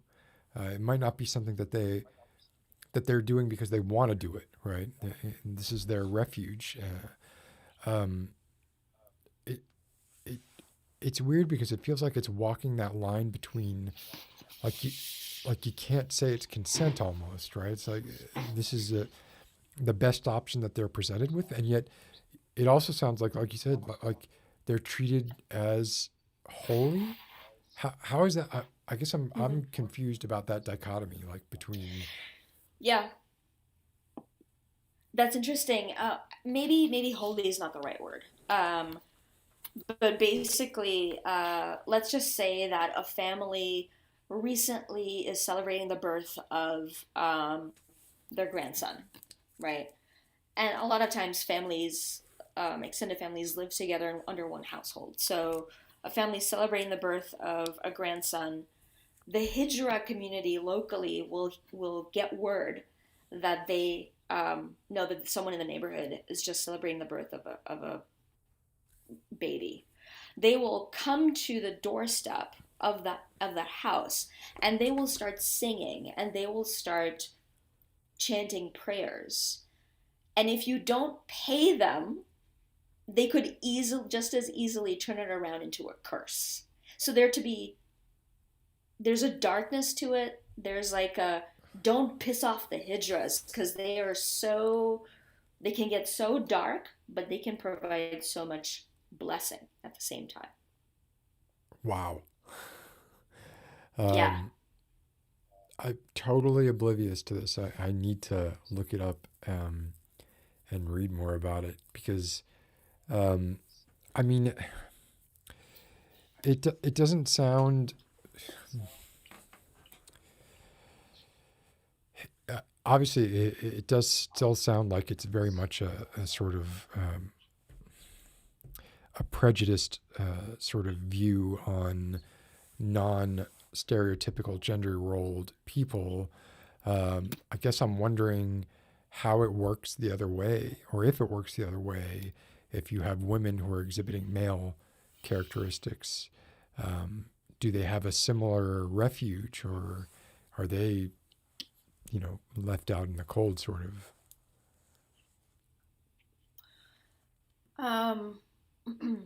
Anything that is out there, if there is, it's certainly underground.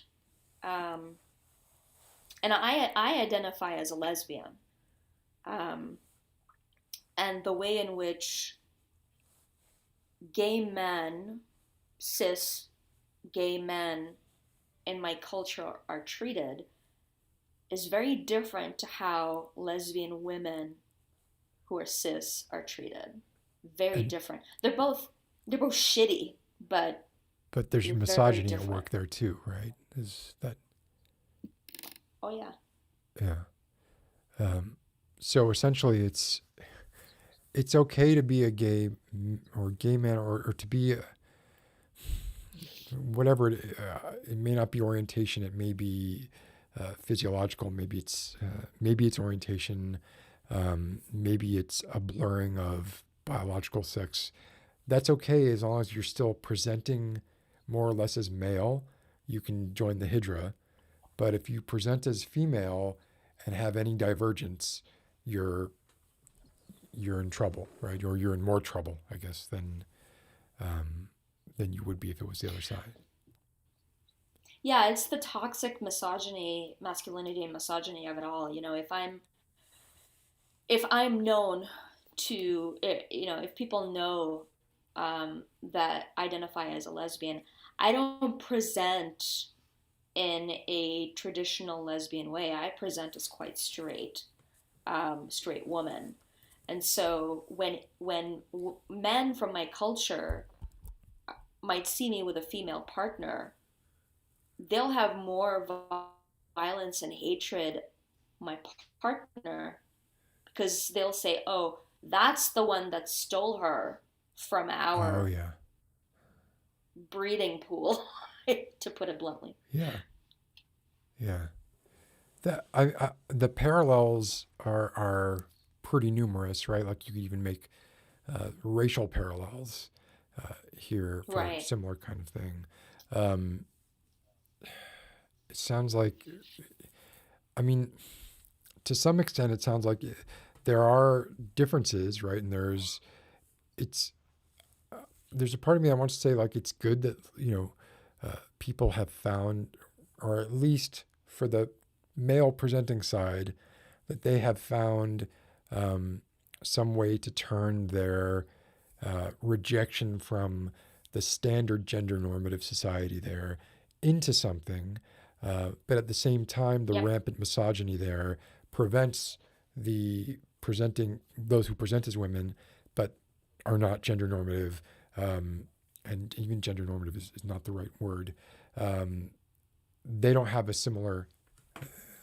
place they can go. That's so yeah, that's misogyny there. Then that's trans. Yeah, gosh, I wonder if it's all about presentation. Like, I wonder if that's where the line is. So I wonder, like, well, I wonder how someone like Elliot Page would be perceived. Oh shit! Yeah, yeah. Like, because there are definitely, like, I mean, Elliot Page, I think it's very hard. You would be hard stretched. You'd be looking into your memory if you looked at Elliot Page, I think generally right now, and said, this person presents female or presents traditionally female. You would be thinking of Juno. You'd be applying your history to him. I think I misgendered her just a moment ago. Sorry about that. So it's that's rough. I mean, it just sounds like this problem is everywhere, right? It just presents in different ways. Right. Man, I don't know. I can't fix. I wish that I could.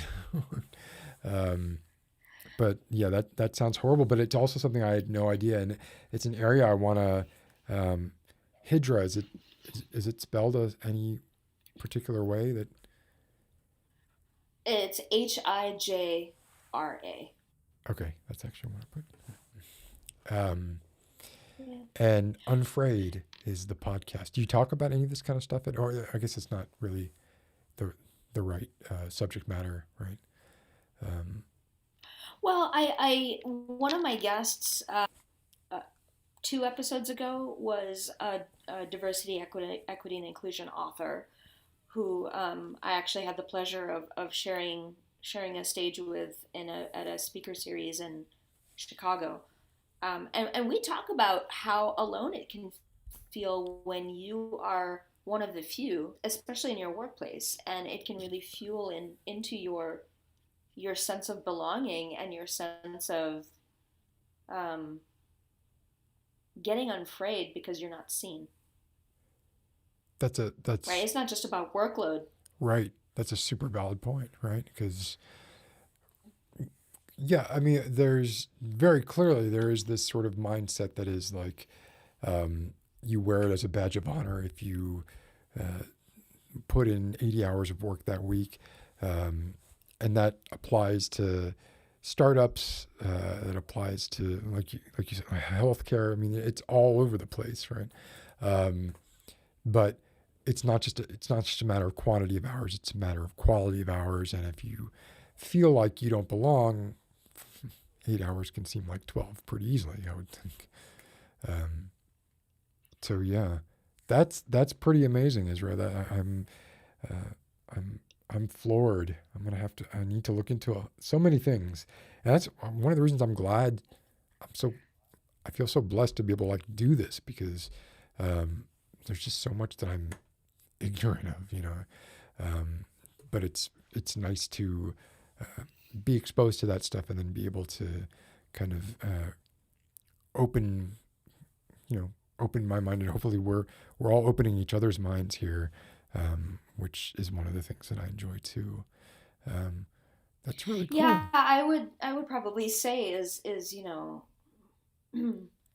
I don't care if someone is fearful of offending me by asking me questions a lot. Like, I don't want to offend you, but I don't want to offend you, but I'm like, I don't care, but as long as your curiosity is genuine, and as long Right. as your curiosity it comes from a place of wanting to know instead of wanting to gather data to put me in a box, because I will break every box there is. Um, and not interrogating, because that can feel shitty too. I I lost that word. always, I'm sorry. always, always welcome that. Israel, what was the last thing you said? The last sentence you said kind of cut out. I said not coming across as interrogating, Okay, gotcha. but coming across with a genuine curiosity to learn more. I always welcome that. And you know, the fear of offending someone, trying to think through. Okay, well, where is that fear coming from? Truly, what's behind that fear? Because you're truly afraid of offending someone by asking a question. You're not truly being curious. That's so there. There is always, like, for me, I am always afraid I'm gonna offend somebody. Like, always. Like, it's always in my mind. Like, even in normal, like, or I should say, usual interactions. Like, I'm always like, oh, I gotta put an exclamation point there, or that sounds too serious, or like always kind of double checking what I'm saying and how I'm saying it. And when it comes to areas like this, like, just being vulnerable and being able to kind of express admit my, well, one, admit my ignorance, right? And come at it from the exact place that you were talking about, which is, I, I realize that it's to some extent, I think, incumbent on people to be aware of the world they live in. And if you go through your life and you just kind of have zeroed in on one particular mindset or this one particular bubble, a little bit of that is on you. So there is something that, like, so for me, that I need to take, responsibility for the fact that there are things that I don't know that I probably should know, certainly at this point in my life. But better late than never, I guess. And then also just, like, sort of accepting responsibility for not being curious enough, because these things don't affect me, right? Being in that privileged white male and in the U.S. and doing okay, it's very easy for me not to be curious. It's very easy for me to just want things to stay the way that they are. And I think that's part of the problem, for everybody, is that people who made the rules don't want those rules to change because those rules benefit them. So, yeah, I think if we're going to be super, if we're going to be super open, I think there's also probably some amount of responsibility on the side of people who should I don't even know. Like, I wanted to say, like, assume positive intent, but a lot of people don't have positive intent. And how many times can you get hit before you're just like, fuck you, I'm not going to deal with this anymore, so I don't know. It's tough, but it just seems like a lot of good questions and a lot of good follow-up material, Israel. And I appreciate you bringing it forward. And I'm going to check out Unafraid, and I'm going to check out the Hydra. And I would encourage everybody else to as well. Did you have, I'm probably going to wrap up here in a minute, but I'm curious if you had any questions or anything you wanted to get in before we sign off. No, I just single conversation that we have. This is sort of like the highlight of my midweek. So I haven't been fairly regular, but lately I've been fairly regular. So I appreciate the people, and I appreciate you. I appreciate your like every single person that comes on. You have such a you come from such a place of curiosity that I respect very deeply. So I thank you for that. Oh, yeah. Thank you. I feel uncomfortable taking compliments, but it's very kind. Israel. Take I it. appreciate that. Well, I get way more out of this than I put in, so I'm happy that that we have the community that we have, and so yeah, thank you. And I see you all the time, so yeah, you've definitely been regular of late, certainly. Yeah, maybe next time I'll get a better camera with less pixels, and I'll pull out the More old Taylor pixels. and do a ditty. That would be great. I would love that. All right, have a good night, Isra, and thank you again. You as well. All right, Thank take you. care. Oh man, wow. This was great. We had Isra, and then we had 3 sets of initial, well, kind of. We had PG, KJ, and GB. So that was awesome. This was a good return because, it's been, well, I mean, it's only been 2 weeks. It's not like really a long time. But I did feel a little rusty, and I was a little scared because it's intimidating talking to GB. But I thought she was great. I thought everybody else that was on was great as well. I liked that we were talking about this stuff. I feel like we could probably talk about it a lot more. I have pages of notes. Like I actually prepped for this, and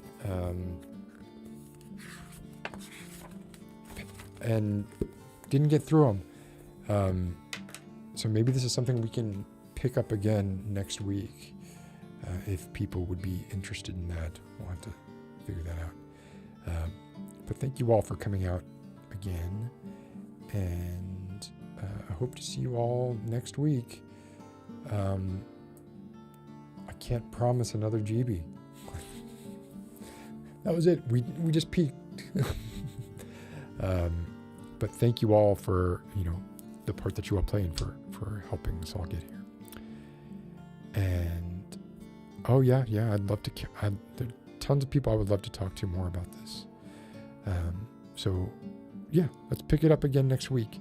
We can add some other stuff onto it as well. We can just whatever. We don't have to be that rigid about it. Just like sexes should not be rigid. And I will. So I'll see you all soon, and I hope you all have a good rest of your night. And see you next week.